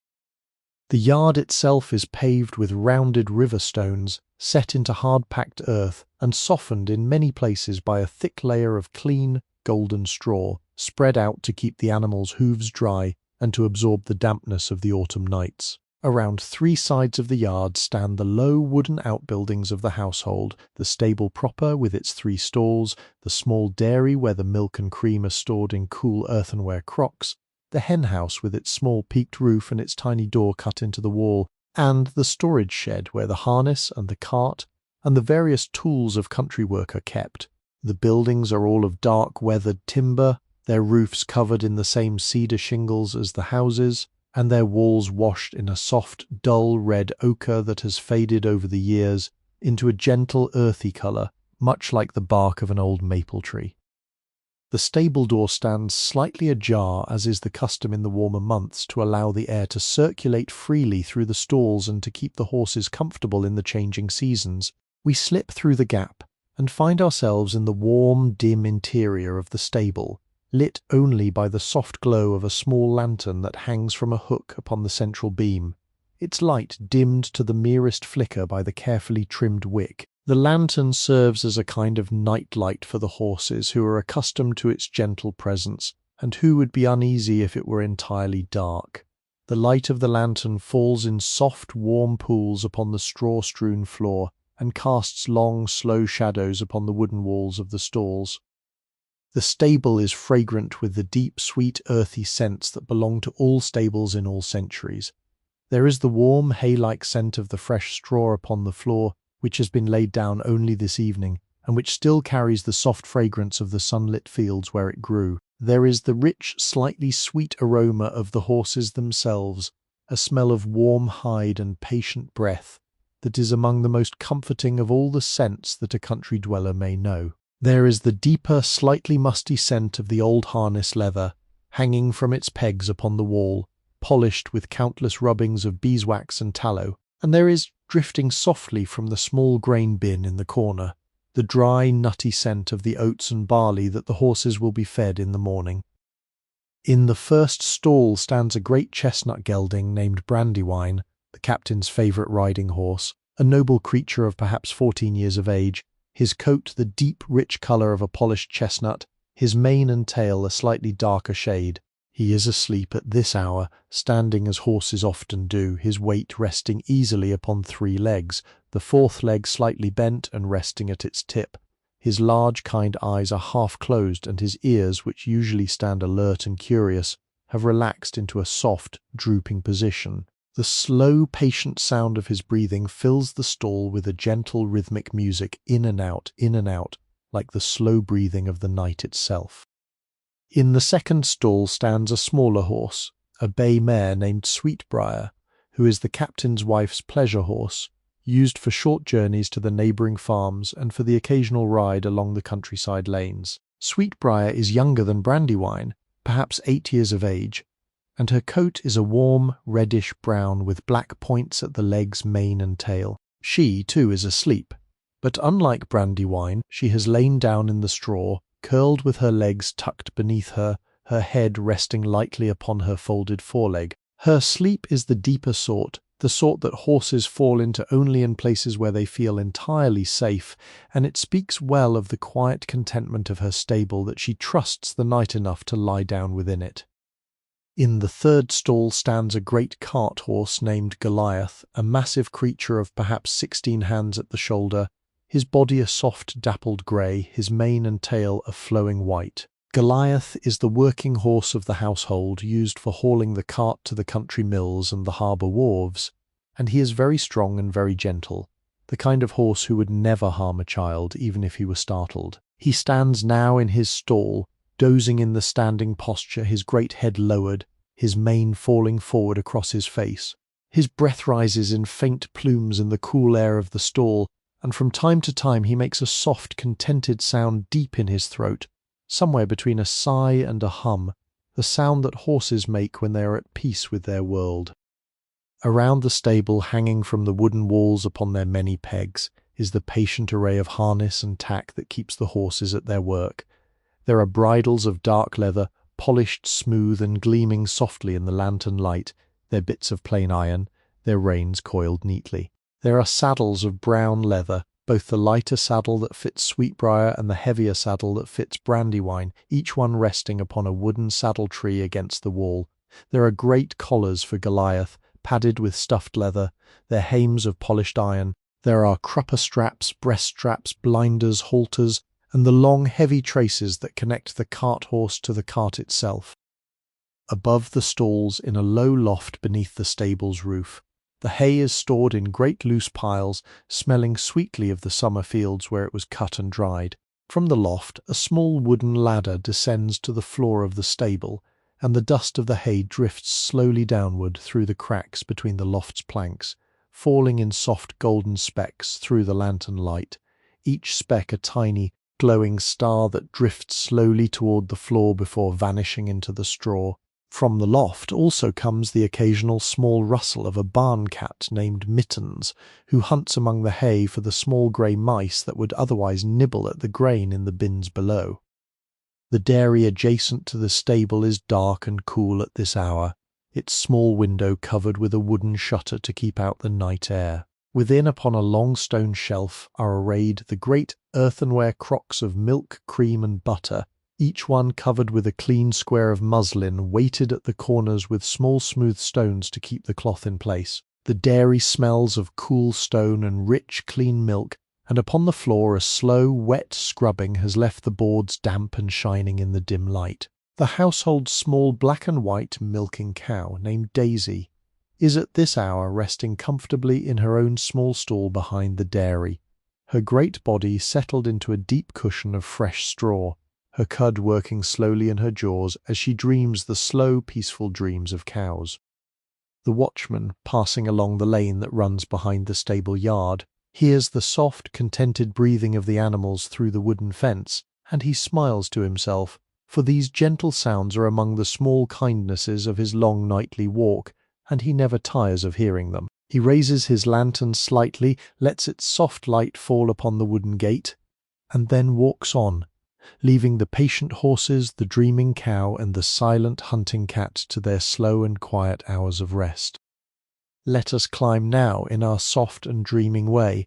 the narrow wooden staircase that leads from the kitchen of the Cooper's house up to the small cosy bedchamber where the children of the family are sleeping. The staircase is built of pine planks, scrubbed and worn into smooth hollows by the patient feet of 3 generations of children, and it rises in a tight, twisting spiral, with a sturdy oak handrail polished by countless small palms. As we ascend, the warmth of the kitchen below gradually fades, replaced by the cooler, quieter air of the upper stories, and the soft sounds of the embers breathing grow distant and dim. At the top of the stairs, a small wooden door opens into the children's chamber, and we slip through it now, our presence as soft as the drifting moonlight that falls in through the small window across the room. The chamber is a low, comfortable space with a sloping ceiling that follows the line of the steeply pitched roof above, and the wooden beams of the ceiling are exposed, their dark timbers crossing the room in long, parallel lines. The walls are washed in a soft, pale cream, and the floor is laid with broad planks of pine, covered in places by small braided rugs much like the one in the kitchen below. There are 2 beds in the chamber, both built into the wall on opposite sides of the room. They are sturdy wooden bedsteads, made of pine, and stained a soft dark brown, with simple plain headboards and footboards carved with shallow looping designs. The beds are not large, for they are meant for children, but they are deeply piled with feather mattresses, woolen blankets, and patchwork quilts, and the children within them appear as small, peaceful mounds beneath the soft, layered bedding. In the bed nearest the window sleeps young Tabitha, the Cooper's daughter, who is 8 years of age. She lies upon her side, her small face half buried in her pillow, her cheek resting upon a fold of soft white linen. Her dark brown hair, which her mother brushed carefully 100 strokes before bed, has fallen loose from its evening braid and now spreads in a soft dark fan across the pillow. Her eyelashes are long and dark, resting peacefully upon her round, freckled cheeks, and her small mouth is slightly open, parted just enough to let her quiet breathing pass through. Her right hand, small and dimpled, is curled beside her face upon the pillow, and in its grip is a small cloth doll named Mabel, whose face is embroidered in fine red and brown threads, and whose dress is sewn from scraps of an old faded calico. The patchwork quilt that covers Tabitha is one of the great treasures of the household, made by her grandmother before her birth, and pieced together from scraps of cloth gathered over many years. There are squares of soft faded blue, the colour of a summer sky just before sunset. There are squares of warm, earthy red taken from an old shirt that her grandfather once wore. There are squares of cream and brown, of pale yellow and dusky green, each one a small piece of the family's slow history, all sewn together with fine, even stitches in long lines of warm white thread. The quilt rises and falls gently with Tabitha's slow breathing, and in the soft moonlight from the window the colours of the squares have softened into muted, dreamlike shades, like the colours of an old painting seen by candlelight. In the bed across the room sleeps her younger brother, Jonathan, who is 6 years of age. He is a slighter and smaller child than his sister, with a round, peaceful face and a head of soft, sandy curls that spread across his pillow in a halo of pale gold. He sleeps upon his back with his arms flung loosely above his head in the manner of small children, his palms turned upward as if he were offering some small, invisible gift to the sleeping ceiling. His mouth, like his sister's, is slightly open, and his breathing is slow and deep and even, the kind of breathing that only children at this depth of sleep can produce, the kind of breathing that seems to draw the very peace of the night down into the small chest and to send it back out again as a soft, contented sigh. Jonathan's quilt is simpler than Tabitha's, for it was made for him only 2 years ago by his mother, and it is composed of large squares of soft blue homespun, alternating with squares of pale cream linen, all sewn together in plain, simple stitches. Within his small fist he clutches a wooden horse, no larger than a man's thumb, carved by his father in the cooper's shop and given to him on his last birthday. The horse is painted dark brown with a tiny black mane and tail, and it has lost a small chip from one of its hind legs, but Jonathan loves it as much as ever, and he has carried it to bed every night since the day his father gave it to him. Between the two beds, upon a small chest of dark wood, sits a single candle in a pewter holder. Its flame burned low and now no more than a small glowing ember on the blackened wick. The candle was lit at bedtime while their mother told them their evening story from the great worn book of fairy tales that sits upon the chest beside the candle, and it has burned slowly down through the long hours of their first sleep. Beside the candle, a small pewter cup contains a few drops of water, in case either of the children should wake thirsty in the night, and beside the cup lies a small wooden comb that their mother forgot to take downstairs after brushing Tabitha's hair. Above the chest upon the wall hangs a small framed sampler that Tabitha herself stitched only this past summer, a simple piece of cross-stitch displaying her name in red thread, the year in blue, and a small border of green ivy leaves. The sampler is not perfect, for there are several stitches that have gone slightly astray, but it is hung with great pride upon the wall of the children's chamber, and it speaks softly of the patient hours that Tabitha spent under her mother's gentle guidance, learning the slow, careful arts of needle and thread. The window of the chamber is small and round, set high in the wall, and through it the soft silver light of the rising moon falls in a long, slanting beam across the wooden floor. The beam catches in its slow path the dust motes that drift in the cool air, and the dust motes spin and dance within it like tiny silent stars. The beam touches one corner of Tabitha's quilt, and the small square of pale yellow cloth glows softly within the moonlight, as if it had been chosen just for this moment to receive the gentle blessing of the night sky. The beam then continues across the floor, climbs the wall, and finally rests upon the small framed sampler, illuminating the words of Tabitha's name in soft silver light. From outside the window, very faintly, comes the slow, distant chant of the Watchmen, calling out the hour from somewhere along Cornhill. 11 of the clock, with a soft and gentle breeze, all is well. The words drift up through the night air and slip in through the small gap at the top of the window where the sash does not quite close, and they fall softly upon the sleeping chamber like a kind, distant blessing. Neither of the children wakes nor even stirs, but somewhere in the deep, slow currents of their dreaming minds, the words register as a small, comforting thread, weaving itself into whatever quiet adventure their dreams are currently undertaking. The chamber settles back into its slow, peaceful silence. The candle ember dims a little further. The moonbeam shifts a fraction across the floor. The quilts rise and fall with the slow breathing of the children, and the kind, deep hush of the Boston night gathers gently around them, holding them safely in its arms until the slow approach of the morning. Now let us step back, dear listener, from the warm, candlelit interiors of the houses, and let us walk again with the Watchmen beneath the cool, deep sky of the Boston night. As we walk, allow your thoughts to soften and to wander into the slow philosophical currents that often visit those who keep long vigils in quiet, dark hours. For there is a particular kind of thinking that belongs to the night, a kind of thinking that is slower and deeper and more forgiving than the brisk, busy thoughts of the day, and the watchmen of old Boston, walking their long rounds beneath the slowly turning stars, knew this night thinking as well as any people who have ever lived. Time, as Jeremiah Penhallow understands it, is not the urgent, hurrying thing that it would later become in the ages of clocks and railways and electric light. It is rather a slow and patient companion, a fellow traveller upon the long road of life, neither friend nor enemy but simply a presence, walking quietly alongside, marking its passage in the gentle ways that nature itself has chosen. The seasons turn, the moon waxes and wanes, the stars rise and set in their slow, eternal procession. The bells of the meeting-house toll the hours. And within these great, slow rhythms, the small individual lives of men and women and children unfold like leaves opening in the spring sunlight, growing slowly into their full shapes, deepening into the colours of summer, fading at last into the soft golden hues of autumn, and falling gently away into the quiet earth of winter.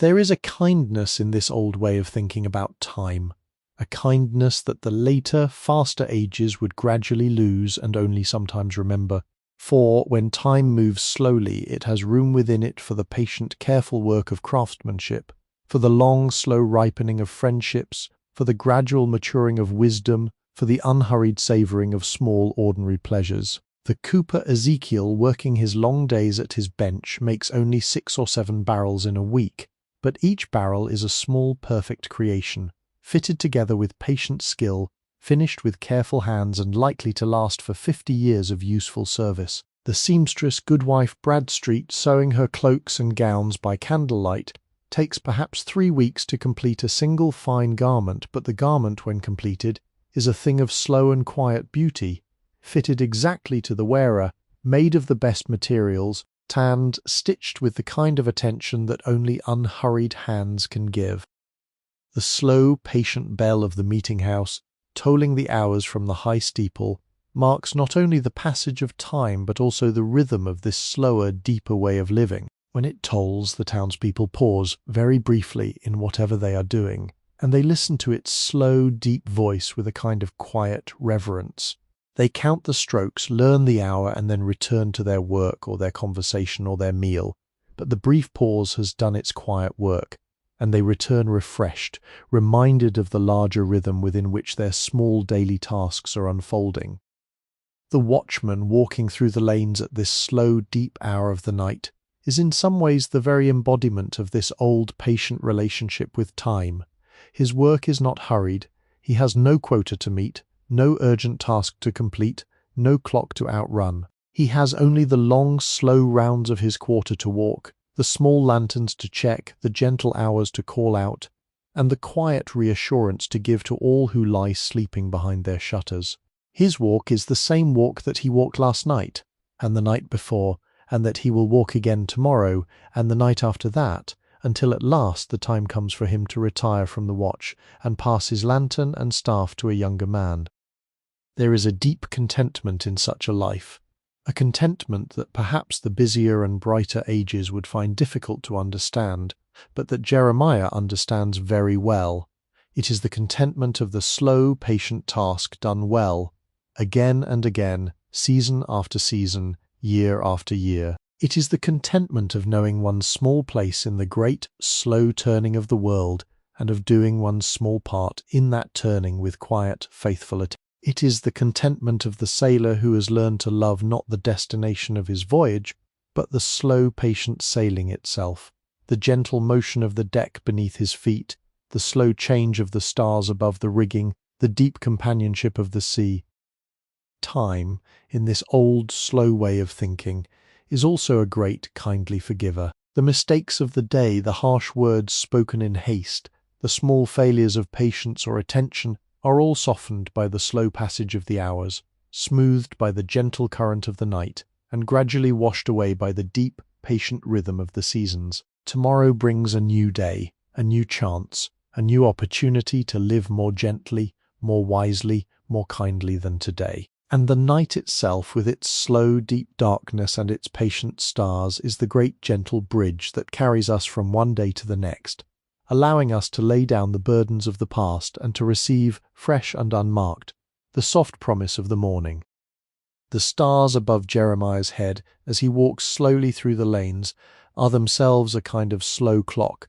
the slowest and most patient of all, marking the passage of time in scales that dwarf even the longest of human lives. The constellation of the Great Bear, which Jeremiah has known since his boyhood, has turned only a little since he first stepped out of the watch-house 3 hours ago. The bright star Vega, which was high in the western sky at the beginning of his watch, has now sunk a little toward the horizon, and the bright star Capella, which was just rising in the east, has now climbed to a higher position above the rooftops. The slow, vast wheeling of the heavens, observed throughout a long lifetime of nights, gives a man like Jeremiah a deep and quiet sense of the great patient currents within which his own small life is unfolding.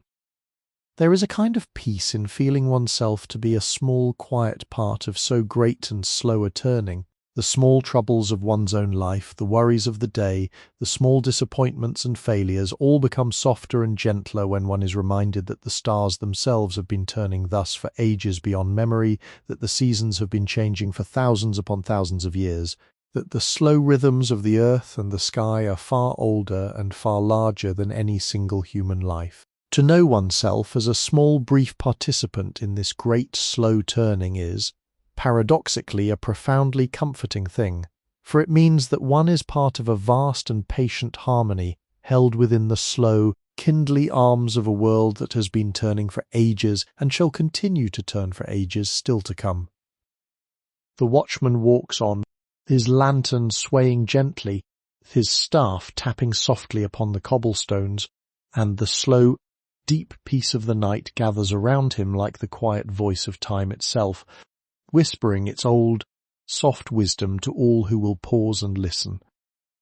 There is, dear listener, a particular and gentle beauty that belongs only to the small things of the world, and it is in the slow, deep hours of the night that this beauty becomes most fully visible to those who walk patiently through the world. For the night strips away the loud, bright distractions of the day, and it leaves behind only the quiet, the small, the carefully tended, and the patiently observed. And in the soft, lantern-lit world of old Boston, this beauty of small things is everywhere to be found,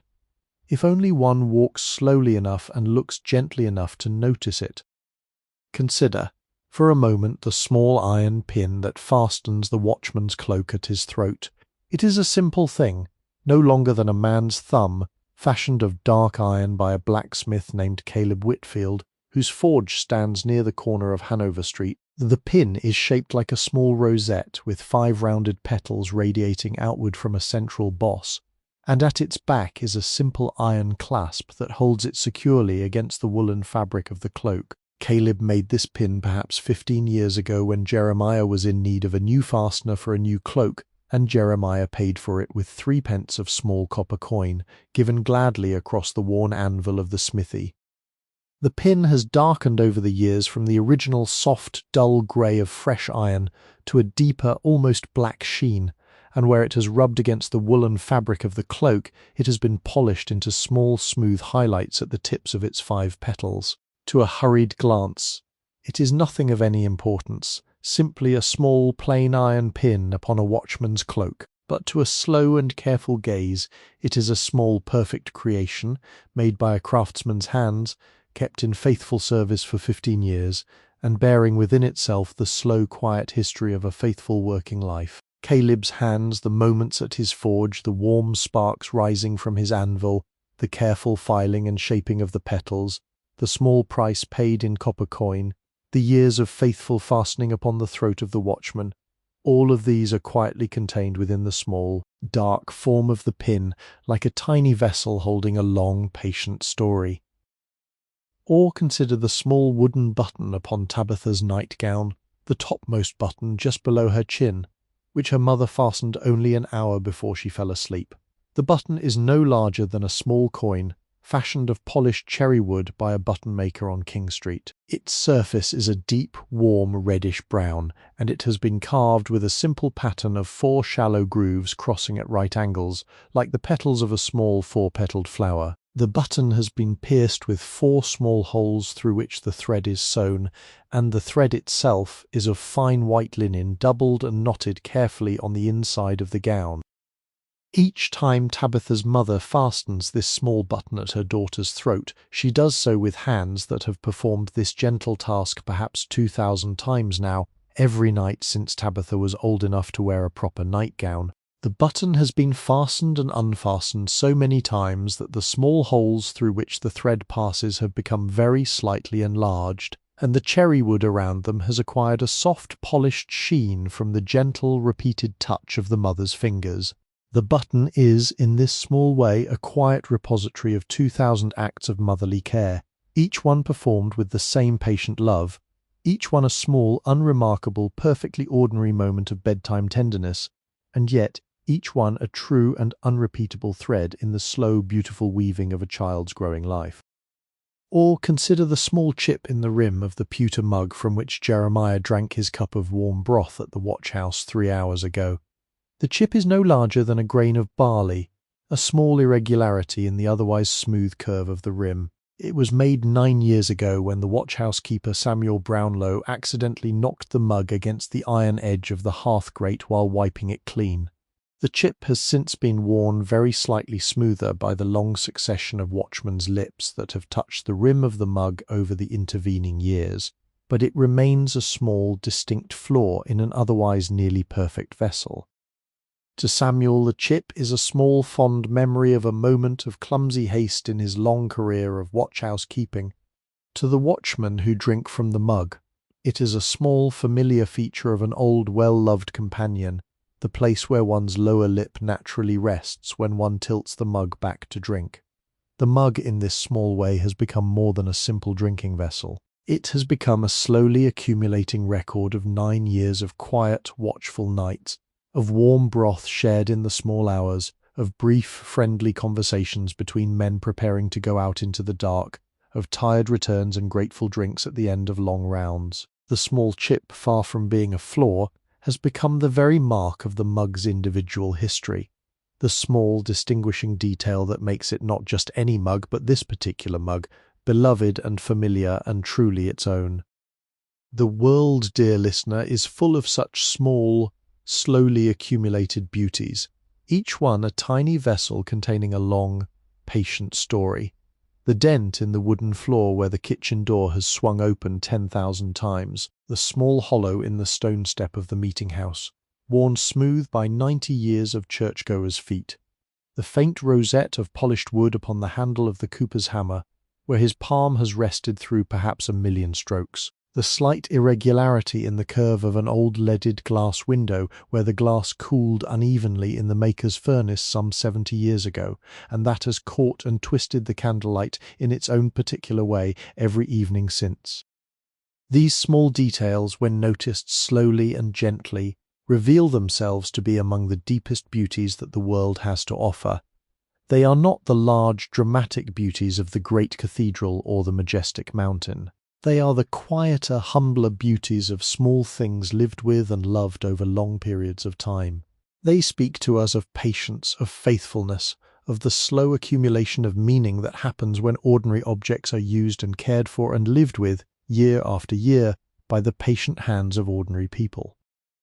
And in the deep, slow hours of the night, as the watchman walks his quiet rounds and the houses sleep softly behind their shutters, these small beauties seem to glow with their own particular light that is invisible in the bustle of the day, but that becomes clearly visible to anyone who walks slowly enough to perceive it. The small iron pin upon the watchman's cloak, the small wooden button upon the child's nightgown, the small chip in the rim of the pewter mug, each one a small quiet vessel of long patient love.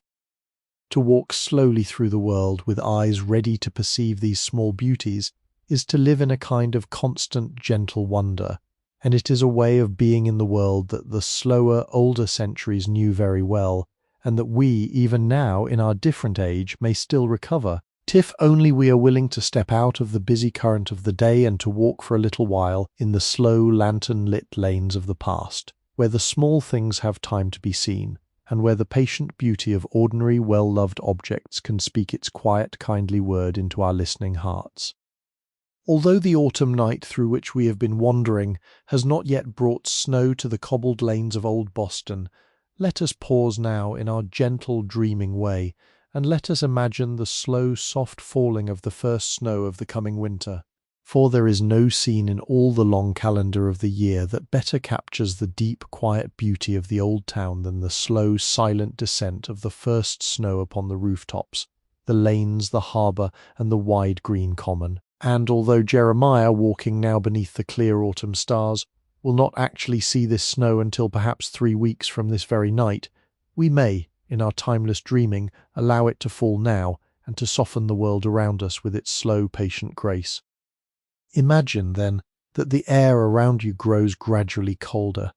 that the breeze shifts to come in from the north rather than the south,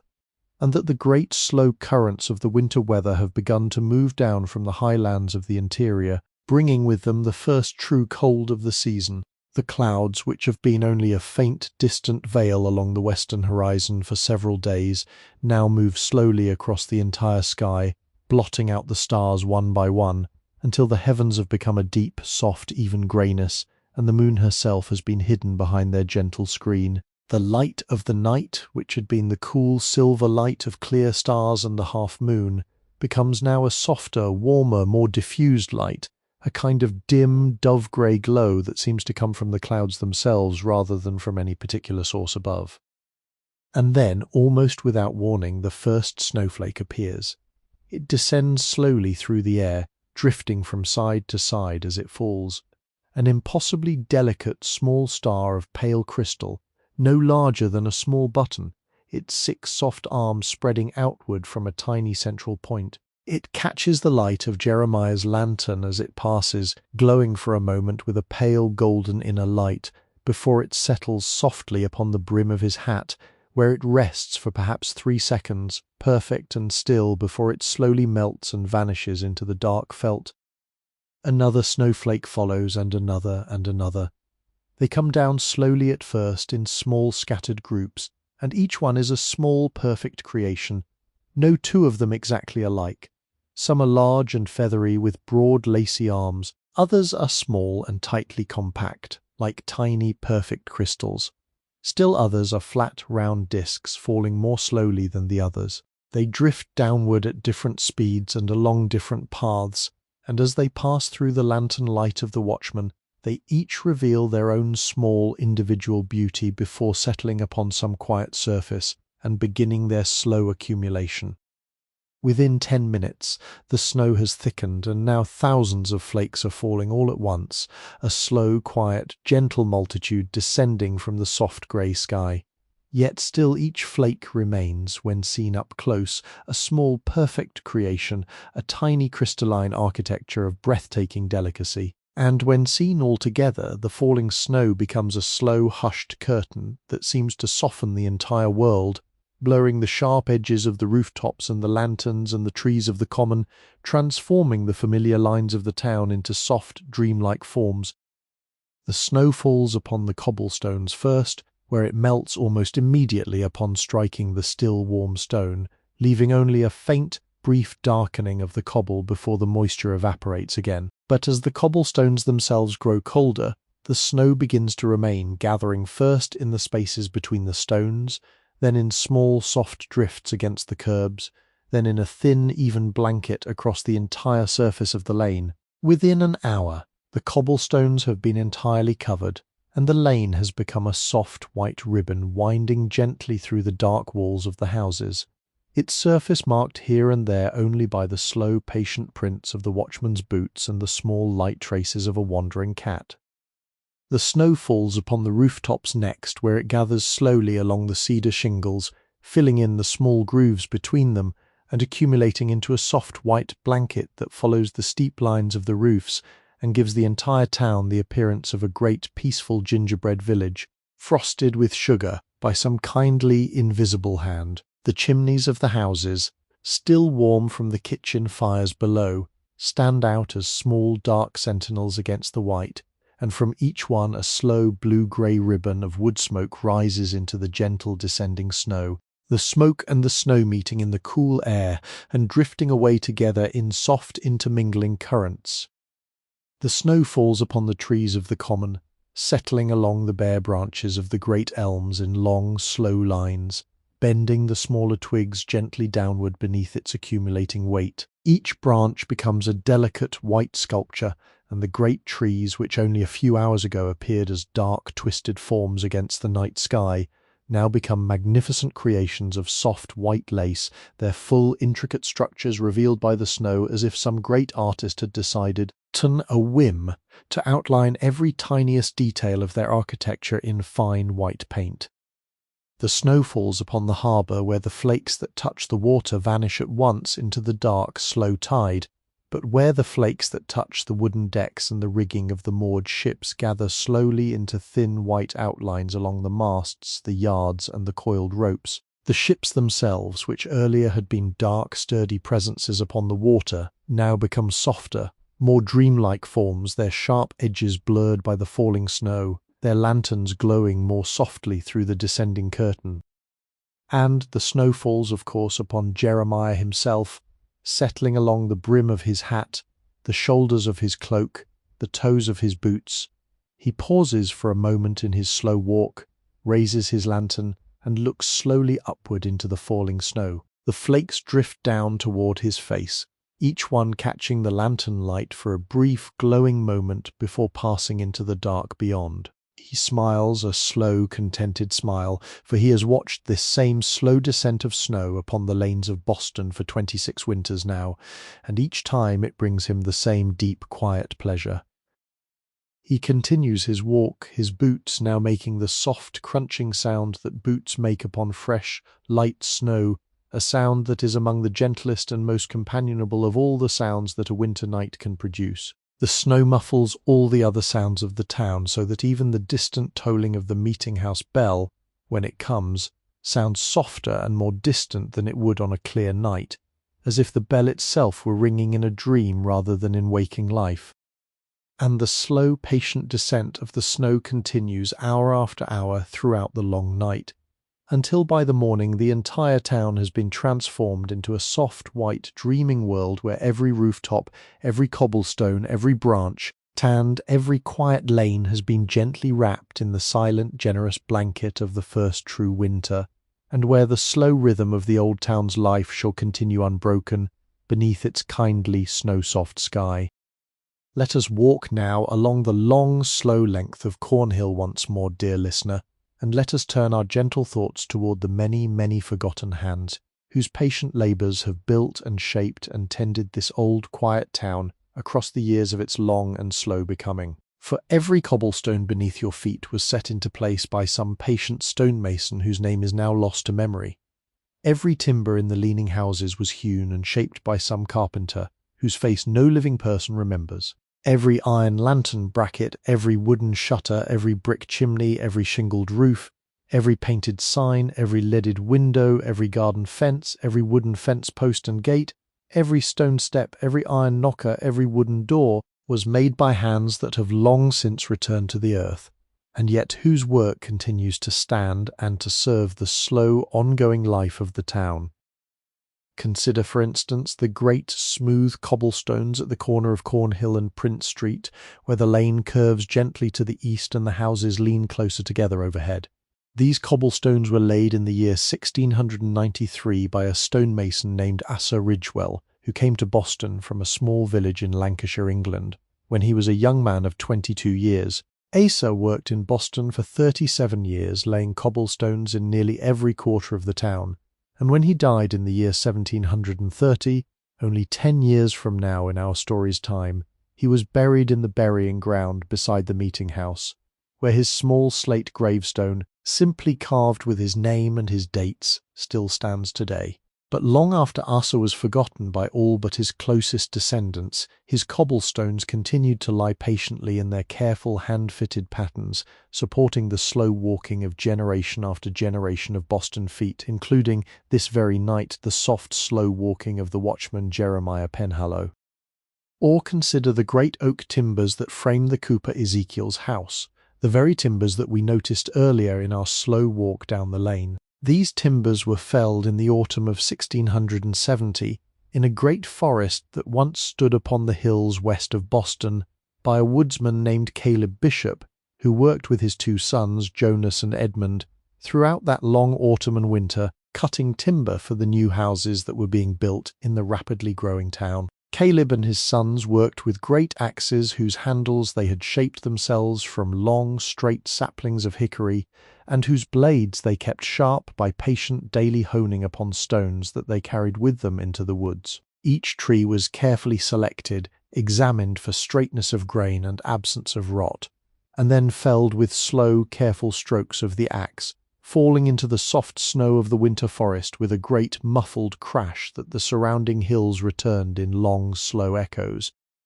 Caleb himself died in the year 1692, 28 years before our quiet night in 1720, and his sons followed him to their rest some years later, and the great forest in which they cut their timber has now mostly given way to small farms and pastures and country lanes, but the timbers that they cut still stand in the houses of Boston, holding up the walls and the roofs and the floors of the dwellings in which the children sleep, and the kitchens hum and the slow, quiet life of the town continues. The work of Caleb's hands, although his hands themselves have long since returned to the earth, lives on in the very bones of the houses, supporting the lives of people whom Caleb never met and never could have imagined.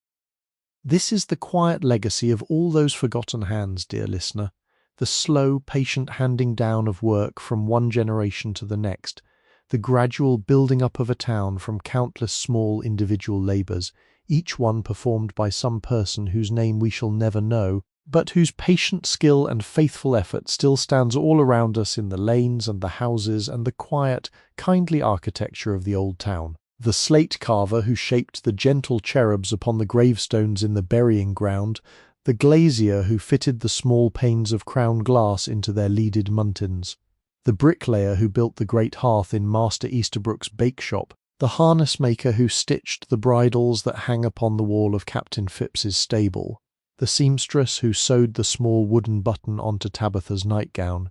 the wheelwright who fitted the iron rims to the cart wheels in the storage shed, the candle maker who dipped the slow golden beeswax candles that burn in the lanterns of the Watchmen, the paper maker who pressed the sheets of paper upon which the town's small newspapers are printed, the printer who set the type and pulled the inked impressions, each of them gone now or destined to be gone soon, and yet each of them still present, still serving, still shaping the slow, kindly continuance of the town's quiet life.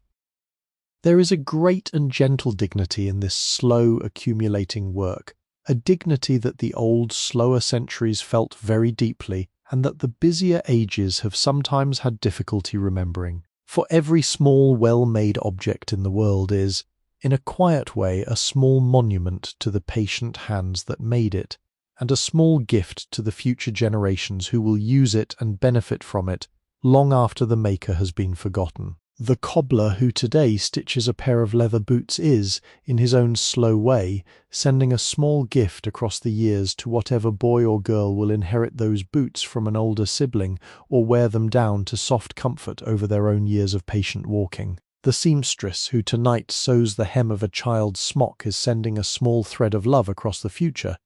to the day when that smock shall be passed down to a younger sibling or saved as a treasured remembrance of a beloved lost child, or even perhaps eventually used as one of the colourful patches in some great-grandchild's quilt.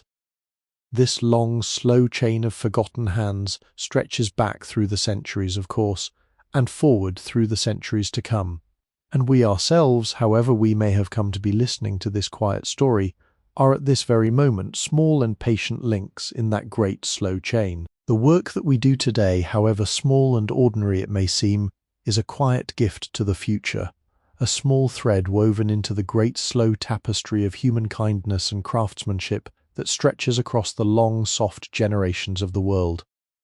The Watchman, walking now past the corner of Cornhill and Prince Street, where Asa Ridgewell laid his cobblestones 27 years ago, does not know Asa's name, has never known it and shall never know it. But his slow, patient feet rest upon Asa's careful work, and his slow walk across these particular cobblestones is a kind of silent gratitude, given without knowing, received without knowing, and yet quietly real, quietly lasting quietly, weaving its small, gentle thread into the long, soft cloth of the world's slow becoming. We pause for a moment with the Watchman, and we feel beneath our feet the smooth, rounded shapes of the cobblestones, and we know, in some quiet, dreaming way, that we are walking upon the careful, patient work of hands that loved this town and laboured for it long before any of us were born. And we walk on, slowly, gently, sleepily, our own small footprints joining the long, soft procession of footprints that have walked this lane through the slow, kindly centuries. The Watchman has now walked many slow rounds through his quiet quarter,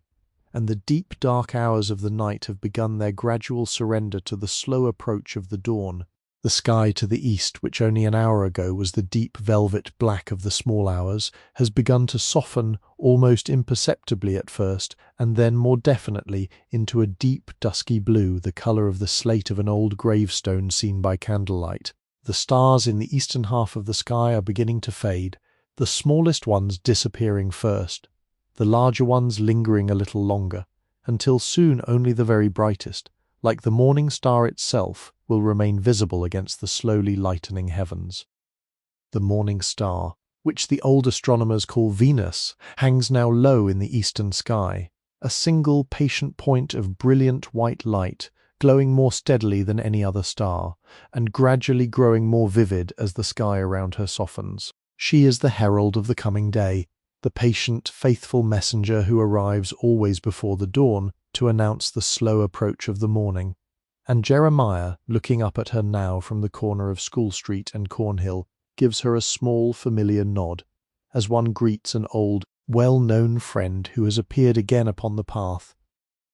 The air at this hour is at its coldest, just as Jeremiah has long known, and a thin, fine mist has gathered above the cobblestones, swirling slowly around the bases of the lantern posts and curling softly around the corners of the houses. The breath of the watchman rises in faint, slow plumes from his lips, and the breath of the few horses in the stables behind the houses can occasionally be heard drifting out through the cracks in the wooden walls, soft, steady, patient breaths of sleeping creatures. From the chimneys of the houses, the slow plumes of wood smoke have grown fainter, for the kitchen fires have burned down to their lowest embers, and only the deepest, most patient coals continue to send up their thin blue ribbons of smoke into the cooling air.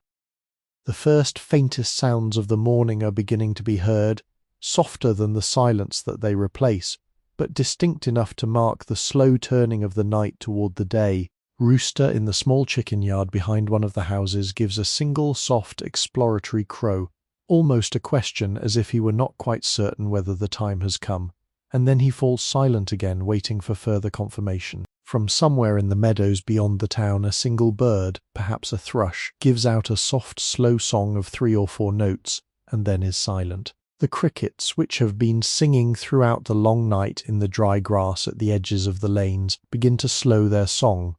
the chirps growing further apart until at last they fall silent altogether.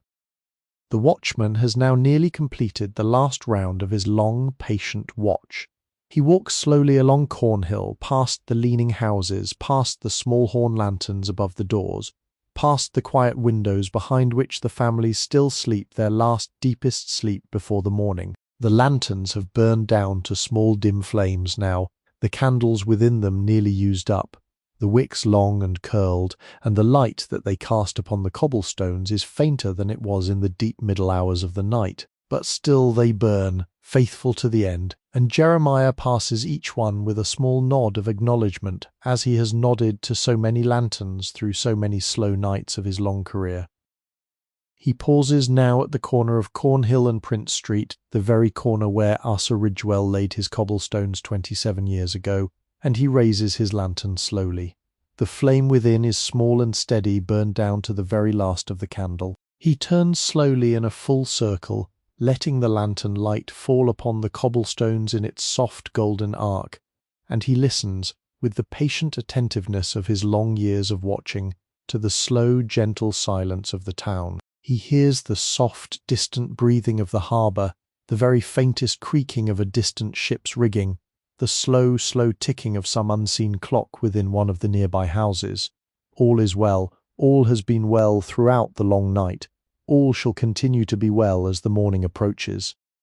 He raises his voice now softly in the last chant of his watch, the dawn chant that announces the coming of the day. His voice is gentler now than it was in the earlier hours, mellowed by the long night, the words flowing slowly, almost as if he were singing a lullaby rather than calling out a public announcement. 5 of the clock, he chants slowly, and a soft fair morning approaches. All is well. The words drift out across the cobblestones, up over the rooftops, down the small alleys, and into the warm sleeping bedchambers of the houses, where they fall softly upon the ears of the dreamers without waking them, weaving themselves into the last, gentle currents of their morning dreams. Small warm light has appeared in the window of Master Easterbrook's bake shop, just visible at the far end of the lane, for the baker has now finished the last of his night's work, and the morning loaves have been removed from the great oven, and they are cooling now upon the long wooden tables, filling the bake shop with their deep golden fragrance. Master Easterbrook himself is wiping his floury hands upon his apron, smiling a slow, tired, contented smile, knowing that within the hour the first customers will begin to arrive at his door, and the slow, kindly cycle of the new day will begin its gentle unfolding. The sky above is now a soft, dusky lavender blue, the colour of the petals of a wood violet just beginning to open, and the first faintest hint of pink has appeared along the eastern horizon, where the slow approach of the sun is just beginning to make its presence known. The morning star Venus has grown a little fainter, though she still hangs there faithful and patient, watching over the slow turning of the night into day. The other stars have nearly all faded from the sky, only one or two of the very brightest still visible against the slowly warming heavens. The watchman walks slowly back toward the watch-house, his lantern held low at his side, his cloak swaying gently at his heels, his staff tapping softly upon the cobblestones. He is tired, of course, with the slow, deep tiredness of a man who has walked his round through the entire long night.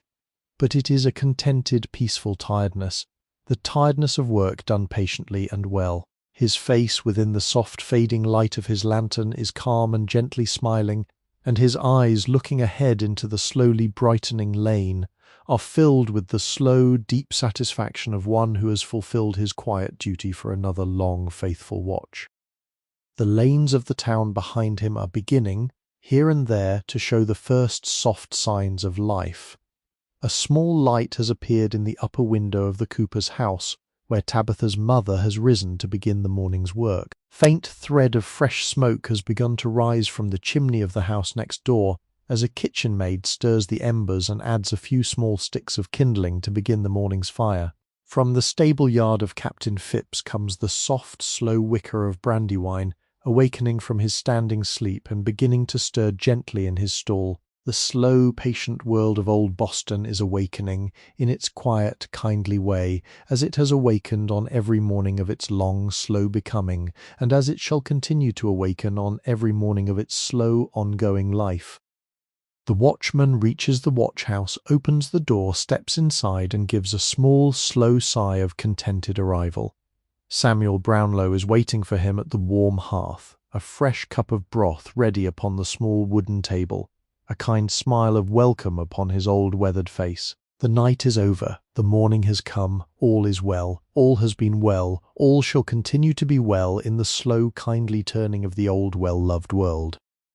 And now, dear listener, as we come to the very end of our slow, gentle wandering through the lantern-lit lanes of old Boston, let us allow our thoughts and our breathing to soften further still, until we ourselves are almost indistinguishable from the slow, peaceful sleepers within the houses, almost indistinguishable from the dreaming horses in their stable, almost indistinguishable from the soft, sleeping town itself. Let your eyelids grow heavy, dear listener. Let your breathing grow long and slow. Let the small cares of your day drift away from you, like small leaves drifting down a slow, dark stream, carried gently away into the patient currents of the night.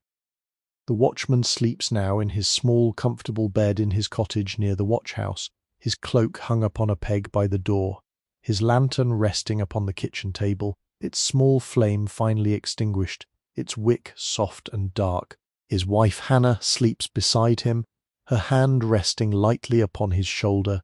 the slow rise and fall of her breathing matching his own. Their small chamber is warm and dim, the embers of their kitchen hearth glowing faintly through the open doorway, and the soft grey light of the gathering dawn has just begun to touch the small leaded window above their bed, casting a faint pearly glow upon the patchwork quilt that covers them.